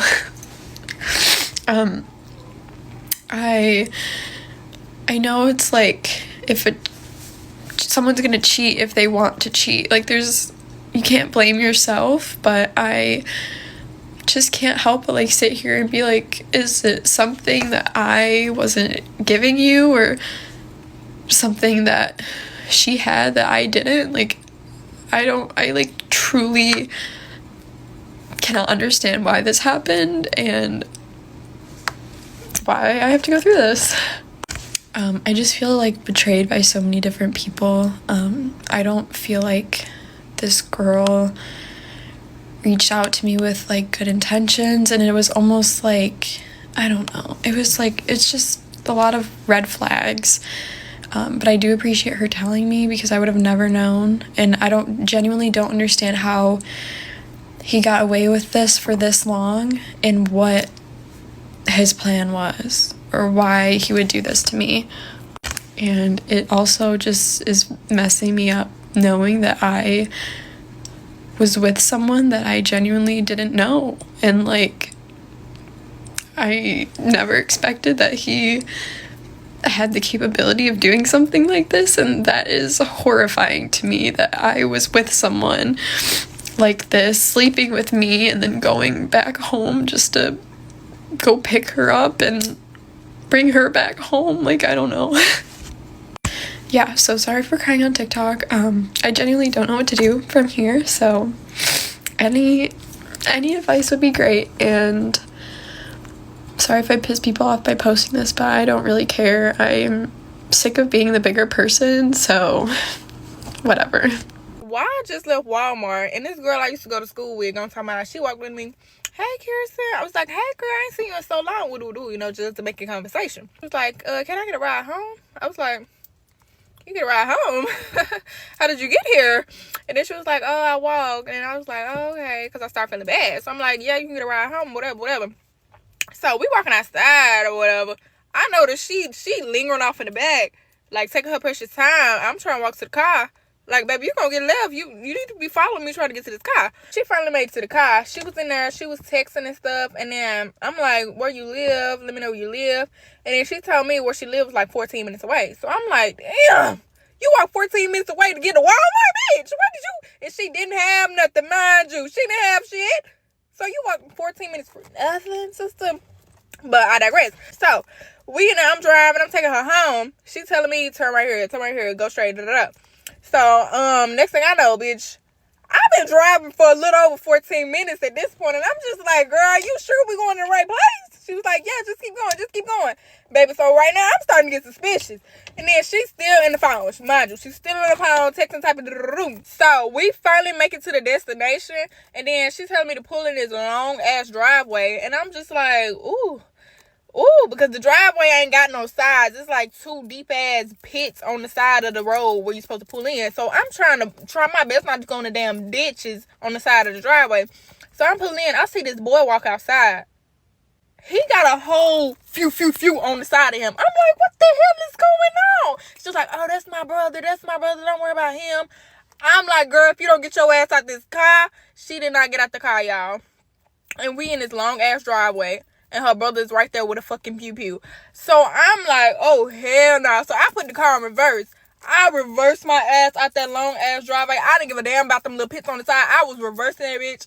By the time we got to the end of the driveway, we was at the road again. And I told her she got to get out. She got to walk up that damn driveway. And when she walked up to that damn driveway, I took my ass, skirted out from that bitch. Mind you, we in the middle of fucking nowhere. I'm trying to get back home. Don't know why I said yes in the first place. Like, y'all, please stop being nice to these people. Please stop being nice. Say no, because why is your brother working out there with a damn pew-pew? Like, what? It was kind of giving set up. It was kind of giving they was trying to trap me. They was trying to get me. No, you can't get me, sister. So, yeah, I'm a little traumatized. I will not be doing that again. I did not believe in dating sites until I met this guy named David, who literally swept me off of my feet. I'm not a dating site girl. I tried it for the first time, and I got lucky, you know. In my head, I'm sitting here like, this guy is just as funny as me. He has the same type of beliefs, same sense of humor, which is so hard to find. I have a weird sense of humor. Not only that, he was so generous. Like, his heart was so pure. The way he thought was just so innocent. And he happened to live in my area, couple minutes away. So I'm like, oh my god, like, this is meant to be. He moved from South Africa right into my city, you know. This can be a long story, so I'm trying to make it short. I want you guys to feel what I was feeling. And the way we would talk, like, we were catching feelings. We talked about 2 months. We talked every night on the phone. We weren't able to FaceTime because his phone, I don't know, it just didn't work with FaceTime. He insisted, let's try Instagram camera, see if it works or whatever. But it just wasn't working. So he's like, okay, I'm gonna just get a new phone. Eventually, like, his bank, I guess somebody tried to get into his bank. He was super stressed about it. Maybe a week goes by and the man's hungry. Okay, like, he needs groceries. He's the only child, just moved from South Africa. And he's like, Aaliyah, like, please, would you spare me anything for some groceries? It could be anything you possibly can. I mean, listen, I'm the only child. I would hate if I didn't have anybody around me to help me. So, of course, I'm gonna help. He was so generous that I knew it would come back. Not that it mattered. I literally didn't even think twice about that damn money. Like, once I give you money, even if you said, let me borrow it, in my head, it's gone. You know, like, I do not keep my hopes up. I did that for him. I did that a few times for him, actually, because, you know, groceries run out. And he didn't have anything. His bank was locked. Now, he goes to visit his mom in Virginia because she's not doing so well. She has cancer, and he wanted to go see her. He went there, and I remember getting a text message, and he's like, Aaliyah, I am so scared to lose her. And I'm just like, oh my gosh, I would, like, what would I do if that happened to me, you know? He gets distant for maybe a day, a couple hours, I can't remember. And then I randomly get a text message saying, I just feel for him 1000%. He's the only child. He has no one, just moved here. Now he has a bank issue, and now his mom has passed away. But the only good news is he inherits a lot of money from her. He has, I guess, her bank card, some card that is connected to her, whether it was a joint bank, I don't know. I should start by saying I am a baby adult. I don't know anything about anything.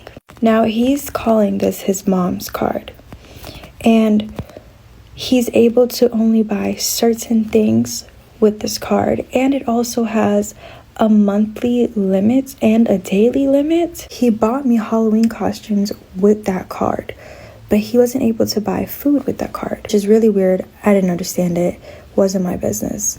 And he planned to buy so many things. He's even tried to buy it, but the card would say the limit has been exceeded.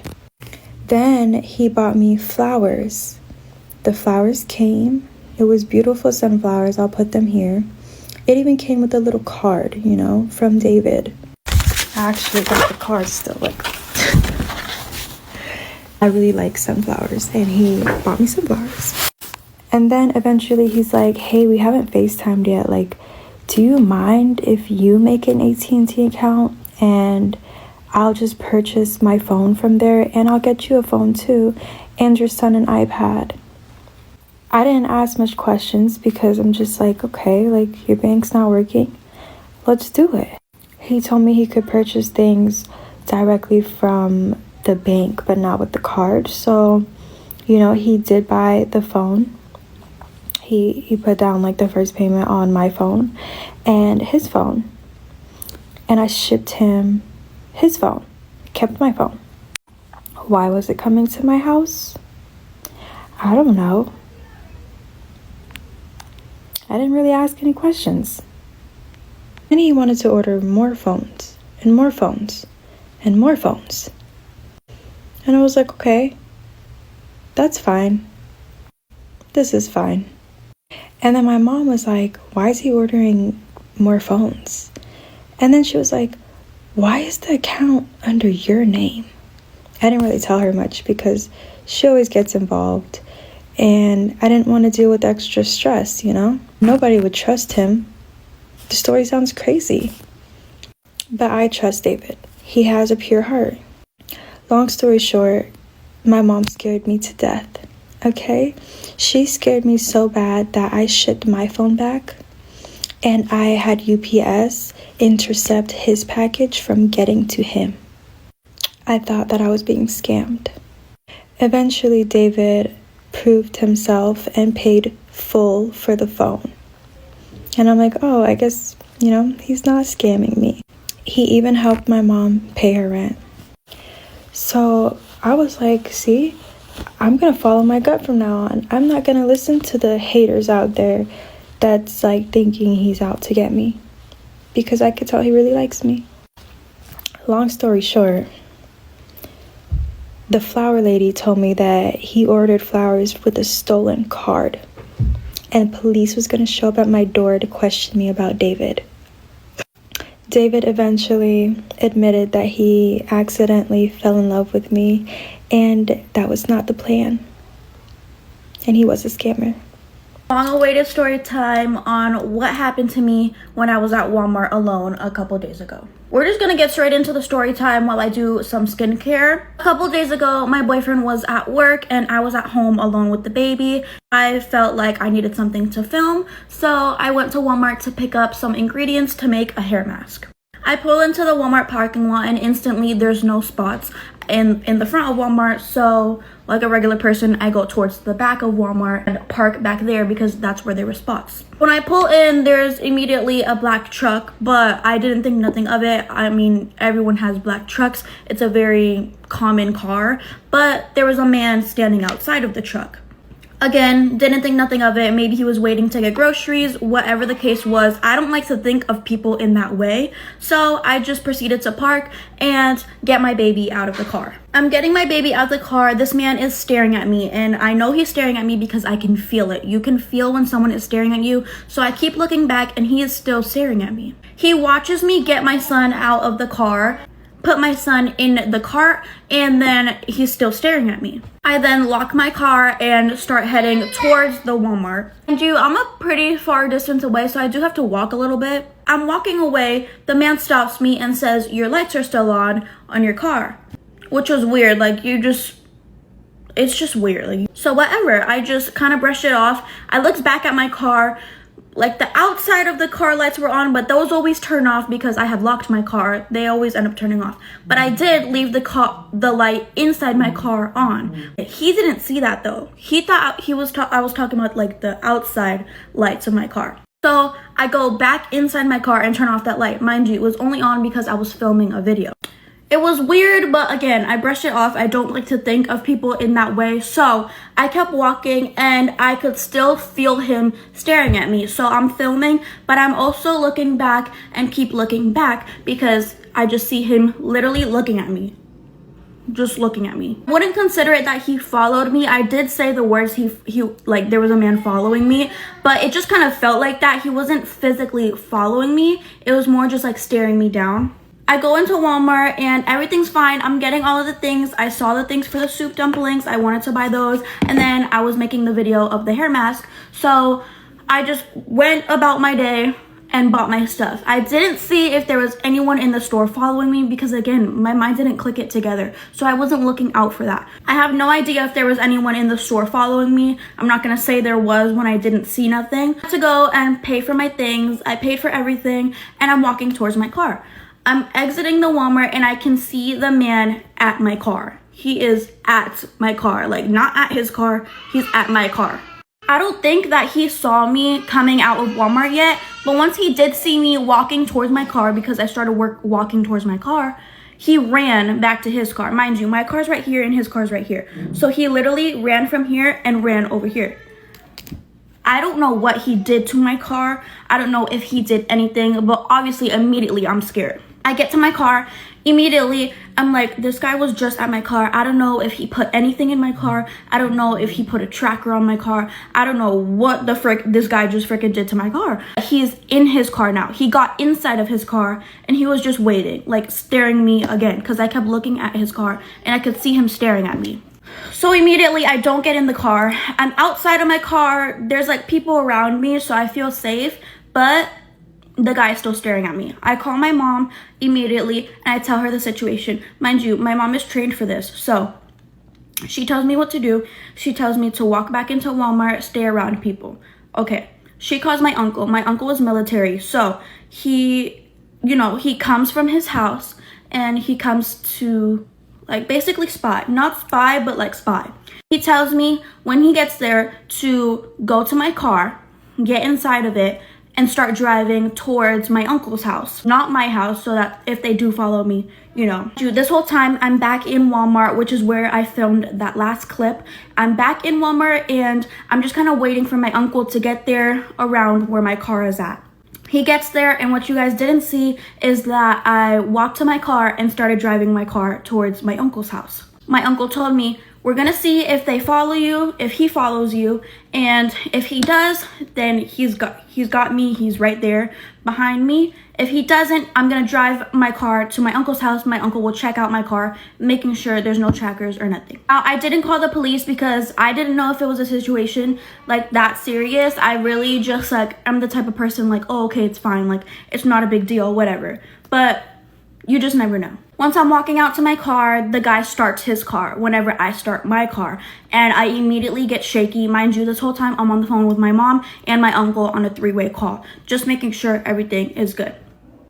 I start leaving and now there's another truck with another guy in it and they start leaving as well.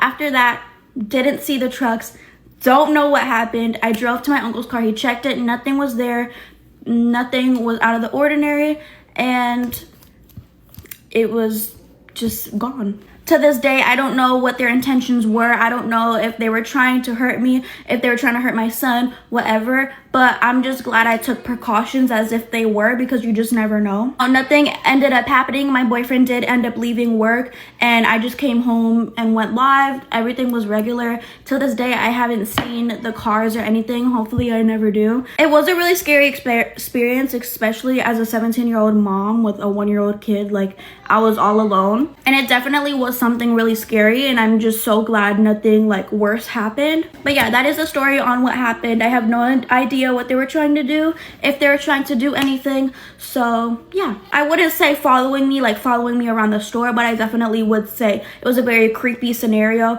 and it was very like unsettling. Like, I felt unsafe. This is the story time. Love you guys, and please no negative comments. I really don't need that right now. Love you guys.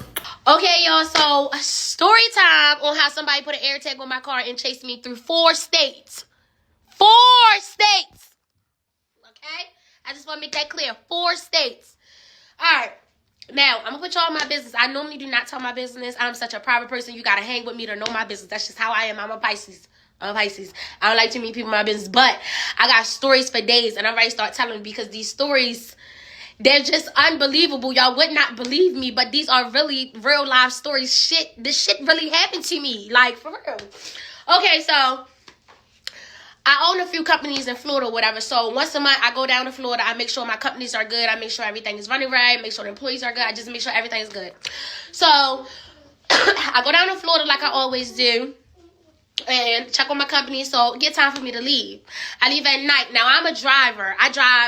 I could take me in that whatever time I wake up. If I feel like I'm going to hit the road, I'm going to hit the road. That's one thing about me. I goes. So I think it's probably was like 11 o'clock when I decided to leave Florida. 11 o'clock at night. Now, I live in North Carolina. It takes me 9 hours to get from Florida to North Carolina, where I live at, right? Take me 9 hours. So, all right. I leave, everything cool or whatever. Like, when I get to the end of Florida, like, right before you get to Georgia, is a gas station. So, I'm like, oh, shit. I'm like, all right, let me gas up, because I didn't gas up when I left from Florida. So, I'm like, let me gas up or whatever. So, I bears off. Go to the gas station. It's nobody. It's no other cars at this gas station. It's one car, and it's parked behind the gas station. So I know that that's probably the cashier. Cashier is a man. I go in there and say hello or whatever. He said hello. Go use the bathroom. I had put the gas in the car. Went to use the bathroom. I come back. When I came back, I looked at my thing. I looked at the gas pump still in my car, right? So for some reason, like, I'm a feelings type of girl. Like, one thing about it, my angels, my ancestors that be watching over me, baby, they're going to give me a feeling, a twinkle, or something that something is off. So I just looked. So I'm like, something feel off. So I looked at the thing. So I was like, all right, it went all the way through. I think it said like $47, $48. I don't know. It only cost like $45 to fill my tank up, depending on the price. So I think it said like $47. So I'm like, it went all the way through. So I'm like, what the fuck is this feeling? Ignore the feeling. Ignore the feeling, y'all. Get in the motherfucking car, right? I get in the car. So you know, when you're on the highways and you coming back onto the highway, you gotta bear to your left. You take that long ass ramp to get back to the highways. You bear to your left to get back on the highway, the train. So when I turns out of the gas station, right? I turns out of the fucking gas station, but what the fuck had happened? Oh, I had to light my motherfucking blunt. So I stopped. Before I bared to your left, there's nobody behind me, so I'm good. I stopped. I lit the fucking blunt. Lit the blunt, hit the blunt. I look in my mirror. I see these bright-ass motherfucking lights. So I'm like, but it's all the way back by the gas station. All the way back by the gas station. So I'm like, damn, what kind of fucking car, like, what kind of car is that? I ain't never seen no lights like that. So I'm like, oh, this must be some slick shit or whatever. So I'm like, okay, cool. Remind you, it's already in my head. I was the only car at this gas station. The only other car was the cashier car, and that was parked in the back of the gas station. I always circle the whole gas station before I actually get gas. So remind you that. So that shit caught me off guard. I said, where the fuck this car just come from? Where the fuck this car just come from? Hit blunts again, pulled the fuck off. Straight to 90. Straight to fucking 90. When I say I pulled off straight to motherfucking 90, the motherfucking car pulled off. The car pulled off too, y'all. The car pulled the fuck off too. So I noticed the car speeding, right? But I'm like, all right. Bitches don't know. I really know how to drive. Like, I'm really a driver. I got a motherfucking Nissan SR. Bitch, I float. It's a sport racer. Race me, bitch. Race me. So, I speeds the fuck up. I hit 100. All of a sudden, when I hit 100 and I got out of their sight, why the fuck on my phone, AirTag pop up? AirTag popped up. There's a fucking AirTag on my car. So I'm looking like, this motherfucker put an AirTag on my car. So I'm like, now, which fucking car is it? Which fucking car is it? So, girl, I slows down. I slowed down a little bit.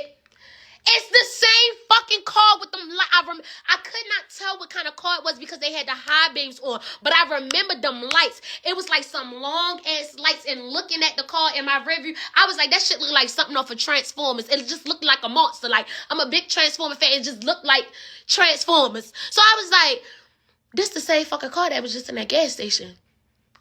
So I slows all the way down. The car's in the back. I slows all the way down. When I'm talking about, I just literally slowed down. I'm doing 30 on a highway. Cars are beeping at me and going the fuck around.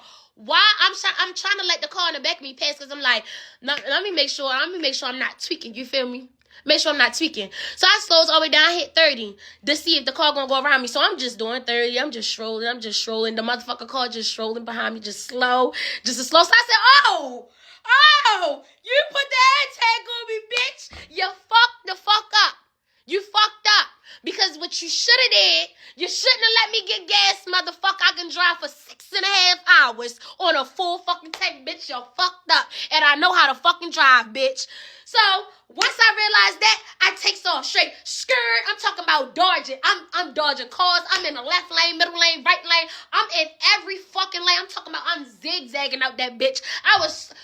Y'all know this is the first time I raced my motherfucking car. Oh yeah. I'm on it. I said, oh yeah, bitch, you want me? You want me? We gonna flip this bitch. Bitch, you gonna take me in a body bag. Cause bitch, you ain't gonna get me willingly. Ain't no fucking way. I don't know what type of sex trafficking or human trafficking or whatever the fuck y'all want with little old Juicy, but baby, you're not getting me. So, I takes the fuck off. The motherfucking car taking off with me. Motherfucking car taking off with me. I'm talking about he's trying. I don't know who the fuck it is. The motherfucking car was trying so hard to keep up with me, but they kept fucking catching me because I had that fucking AirTag on. Like I would literally fly and get the fuck away from them. Be all the way up there in front of traffic, and next thing I know, the motherfuckers is back behind me. So the motherfucker, like after a while, I'm sitting here like, all right. We right across Georgia. Now, everybody know if you's a driver and you drive from Florida to Georgia, everybody know when you hit that welcome to Georgia sign and you cross that bridge, it's always fucking polices right there. So I'm like, yeah, I'm ready to hit the Georgia bridge. I already know. Georgia's just like Virginia. They don't fucking play. You cannot speed. You got to do speed limit. I'm doing 140. I'm doing my whole fucking dash. Cross the bridge. When I say I came down the bridge, I was in the fucking air. I said, I know the police gonna get me. Y'all, why the fuck it was no polices? Why the fuck it was no polices? It's always polices right there on Georgia border. Like, I was like, oh. So that right there, I watched too many movies. That right there, I said I'm not calling no motherfucking police because the first police that come, you working with the sex traffickers, bitch, I don't want to hear it. Why the fuck is the roads so fucking clear and ain't no fucking police? It's always police in Georgia. Fuck y'all working with them. I'm not calling y'all. Bitch, you want to kidnap me? You're going to have to take me in the body bag because, bitch, I ain't stopping. So then, once we passed Georgia and the motherfucker see that I'm really, really, really serious, like we're in Georgia now. The motherfucker was trying to run me off the road. When I say the motherfucker was trying to T-bone me, he could not catch me. I could hear his car like, rrr, rrr, like he was mad as shit that he could not fucking get me. Like, I wouldn't let the bitch get that close to me to fucking T-bone me, y'all. He wanted to T-bone me so bad. Then the motherfucker, right, I'm in a middle lane. He tried to T-bone me. I straight jumped to the left lane, hopped in front of another car. one thing, if you from Baltimore, you know how to drive. I don't give a fuck when nobody say all Baltimore people know how to drive. We a pothole city, bitch. We know how to maneuver around them potholes, bitch. So I maneuver around the fast cars in the fast lane that was already doing 95, bitch. I'm doing 140. I squeezed my ass through there. So the motherfucking car almost hit a car that was in the back of me because I squeezed fucking through in the left lane. So I just hit a car, vroom, and the other car that's right like in the middle. So I said I'm gonna slow the fuck down because this car's in the middle lane. If I slow down, this car behind me cannot move to the right to let this car that's trying to kill me fucking get to me. So I slow the fuck down. We cruising for like 10 minutes. I'm like, oh my God. I said, these motherfuckers want me bad. I said, ooh, they fucked up. They should have let Juicy get no gas. They fucked up.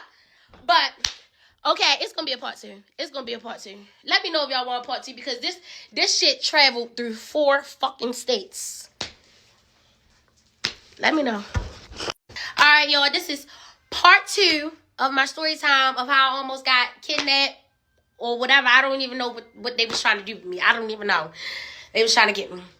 Alright, so I left off at the part where I'm flying through Georgia. Georgia had no polices. Fuck Georgia. Because y'all always got polices right there. But the day somebody try to kidnap me, all of a sudden, y'all not right there. Never in the 3-4 years of me traveling back and forth to Florida have I ever seen no polices right there. So I just found that very strange. So for all y'all people right coming in my comments, why you ain't call the police? Why you ain't call the police? Do y'all not watch movies? Did y'all not see I spit on your grave? It was a police officer. He was with him. Fuck, bitch, I'm from Baltimore. If I could help it, I ain't calling the police. She wouldn't have to get me. Fuck, I look like calling the police just so he could put me in the back of his truck and give me to the motherfuckers that's trying to get me. It don't make sense. Anywho. But yeah, so all right, we go through that. So now we in the left lane cruising, y'all. Remember I said we in the left lane cruising. I made sure I locked the car behind me for at least like 10 minutes so I can get my thoughts together. Like, these motherfuckers really want me. I'm really sitting here like, what the fuck? I'm like, see, that's why I don't need to be walking around with all this ass. They trying to sell me.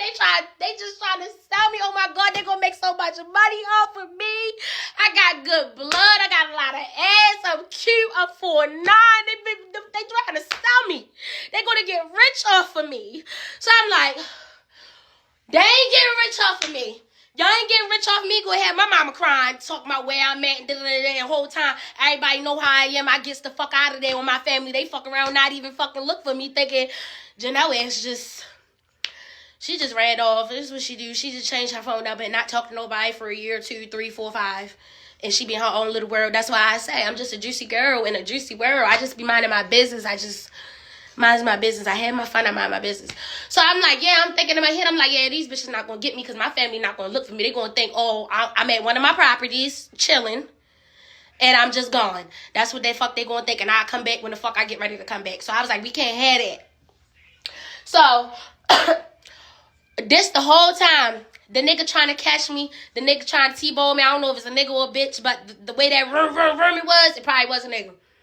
So we driving through the whole state of fucking Georgia. The nigga trying to T-bone me, the nigga trying to take me off the road. I'm zigzagging, the nigga zigzagging with me. It was one time where he almost fucking caught me, right? He almost fucking caught me. And he got into the back of me and he was ready to run and like crash into the back of me. And I seen it. I was like, he coming too fucking fast. Now I'm already doing my whole dash. I'm doing my whole dash. My dash is 140. I'm doing my whole fucking dash. So I can't speed up no fucking more. But I forgot. I'm like, when I had first bought my car, I know the nigga said the things on the back make your car go faster. I don't know how true that is. I don't fucking know because I never hit the things on the back of my stern wheel. I don't fucking know. Man, I hit that motherfucker and I held that bitch. When I say I took off like I was on motherfucking Fast and Furious. I said, what the fuck is these? New trick. Got the fuck out of there. The bitches almost got me. Once I got that, I was like, yeah, I can't let these motherfuckers get close to me. I'm already doing 140. I can't let them get close to me. I gotta keep going. We make it outside of Georgia. We are in South Carolina now. We're in South Carolina. I'm hitting every fucking bump because I'm sitting here like, all right, I gotta knock this motherfucking air tag off. I know it can't be nowhere like that good unless they really duct tape this bitch. I'm like, I gotta knock this off. So I'm hitting every bump. I got fresh tires, fresh brakes. Yeah, Juicy don't play about her motherfucking car, bitch. I don't play about my car. So tires fresh. I'm hitting every fucking bump. Do you hear me? I'm trying to knock that bitch. I'm hitting every motherfucking bump. I'm sitting there thinking like, what the fuck can I do to get these motherfuckers off me? We're already in South Carolina. The fucking next state, this is our third state. This motherfucker is chasing me through. I'm talking about the end of Florida didn't have polices. The beginning of Georgia didn't have fucking polices. The welcome to South Carolina didn't have no motherfucking It was no polices, y'all. I swear to God, I was so shocked. I'm like, these bitches is working together. I don't give a fuck what nobody said. You can't tell me nothing different. For me to go through 4 fucking states doing 140 and not one officer in sight? Not one officer? Oh yeah, y'all bitches working with them. Y'all working with them, and you can't tell me nothing different. Nothing different. So I'm going through, and then at that is racist ass police officers in South Carolina. South Carolina, for the ones that's not racist, I'm sorry. But hey, I'm being honest. It's racist ass police officers in South Carolina. So I'm like, I got motherfucking a tent on my window. I got 15s all around my car. They be thinking it's 5. They be pulling out the little thing talking about, oh, it's not legal. Yes, the fuck it is, bitch. I don't know if Maryland or Baltimore is the only one that know about 15s and other states don't, because they be like, they are 5. No, they're not. You don't know is there such thing as 15s? They look like 5s. They did, but they're not. They're legal. So I got a whole tent on my fucking front window. The police officers in South Carolina, they always stop me for my fucking tent, and North Carolina. They always stop me and say, take it off, take it off, take it off. They always give me little citations, little warning, whatever. And the ones in North Carolina, the bitches be robbing me. But that's another story for another time, because I'm going to get on y'all officers in motherfucking North Carolina because y'all asses robbed me twice. But we're going to talk about it another time. Yeah, I got robbed by the fucking police. Yeah. So yeah, I'm like, yeah, these bitches working with me. Ain't no police officers. Ain't no police officer. Ain't nobody stopping me. Ain't nobody saying nothing. Not a light, not a flag, not. I could not fucking believe it. So I'm halfway through South Carolina. I said, oh my God, please. I said, I cannot take these motherfuckers to my house. I cannot take these motherfuckers to my house. Oh my fucking God. I'm like, I'm almost in North Carolina. What the fuck am I going to do? What the fuck am I going to do? I'm thinking of a game plan. I'm dodging. I'm out of traffic. I'm dodging. These motherfuckers get the beeping. They get the beeping at me. They was so, whoever the fuck it was so mad they could not catch me. They get to beeping. We going through South Carolina. We're literally the only 2 cars on the road. These motherfuckers is beeping so fucking bad. They trying everything in their power to get me to pull the fuck over. I'm like, why you trying to kill me? Why are you beeping? What you thought I was going to say? Oh, maybe I forgot something. No, bitch, I ain't forget shit at no gas station. Why are you beeping at me? I'm not pulling over. You're going to have to hit this bitch, and it's going to have to spin out of control and flip if you want me, because I'm not stopping. The fuck I look like stopping? Then we in fucking South Carolina, dark as shit. The fuck I look like pulling over to the side of the road, bitch, because you're beeping now, because you're mad, because you can't get me. Oh, well, bitch, that's your fault. That's your fault. Drive better next time, ho. Anyway, so the motherfucker car get the beeping. So I'm like, this motherfucker really beeping. This motherfucker's really just beeping. So I'm in my head like, it crossed my mind. It was like, Janelle, just call the police. Call the fucking police, because you're literally, you're getting close to your house. Call the fucking police. Then I'm like, this motherfucker has been driving for 15 minutes, beeping the horn loudly. So I'm in my head like, I watch too much motherfucking TV. I'm like, this motherfucker, it must be somebody up the road that he's trying to flag or what, because ain't nowhere in the world you're kidnapping somebody and y'all the only 2 cars on the road at this point that you're beeping. So I was like, nope, it must be a police in a cut up there somewhere that he beep. She coming, stop by. Nope. I was like, I ain't calling the motherfucking police. I ain't calling police. Fuck all that. Guess what I do? I went right to North Carolina and drove right to the motherfucking police station and slept in the police station. And let me tell you about North Carolina. Why the fuck do y'all police stations not 24 hours? I go to the police station, I'm banging on the door, I jumps out the car, damn near forgot to put the motherfucking car in park. I jump out, I'm banging. It's a little receptionist in there. He like, oh, we're closed. You're gonna have to wait until 7 a.m. 7 a.m. I said I got somebody following me. They put an air tag on my car. He said, oh, I don't have the equipment to touch your car to see where the air tag is, so you're going to have to wait till 7 a.m. So I slept in the motherfucking police parking lot. I swear to God I did. I slept in the motherfucking police parking lot until 6 fucking a.m. To 7 a.m. until they got there and got that shit off my motherfucking vehicle. Sure the fuck did. Bitch, if you want me, take me from the police station. And they didn't. Yep, so that's my story time on how the motherfuckers try to get me. So if you're watching this and you were the one that put an air tag on my car, fuck you, bitch. I hope you guys enjoyed this one. Please let me know your thoughts down below. That last one was pretty scary and funny. You know, when I first got my license, my dad always told me never drive the same way home or never drive the same way out of our neighborhood. Always switch it up. That has always stuck with me. Because you never know what someone has planned for you without you even knowing it. You could just be on your way to work every morning and someone could be learning your habits, your schedules, things like that. And it's just super scary. So always be mindful of what's around you. Keep your eyes open and go different ways. Don't always take the same route home. And I know her. She was leaving Florida to go back to where she lived, and really you could only take the freeway to get, you know, most places. So I know that she couldn't have planned something different, but that is so scary. So scary. So I hope you guys enjoyed this one. Have a good weekend.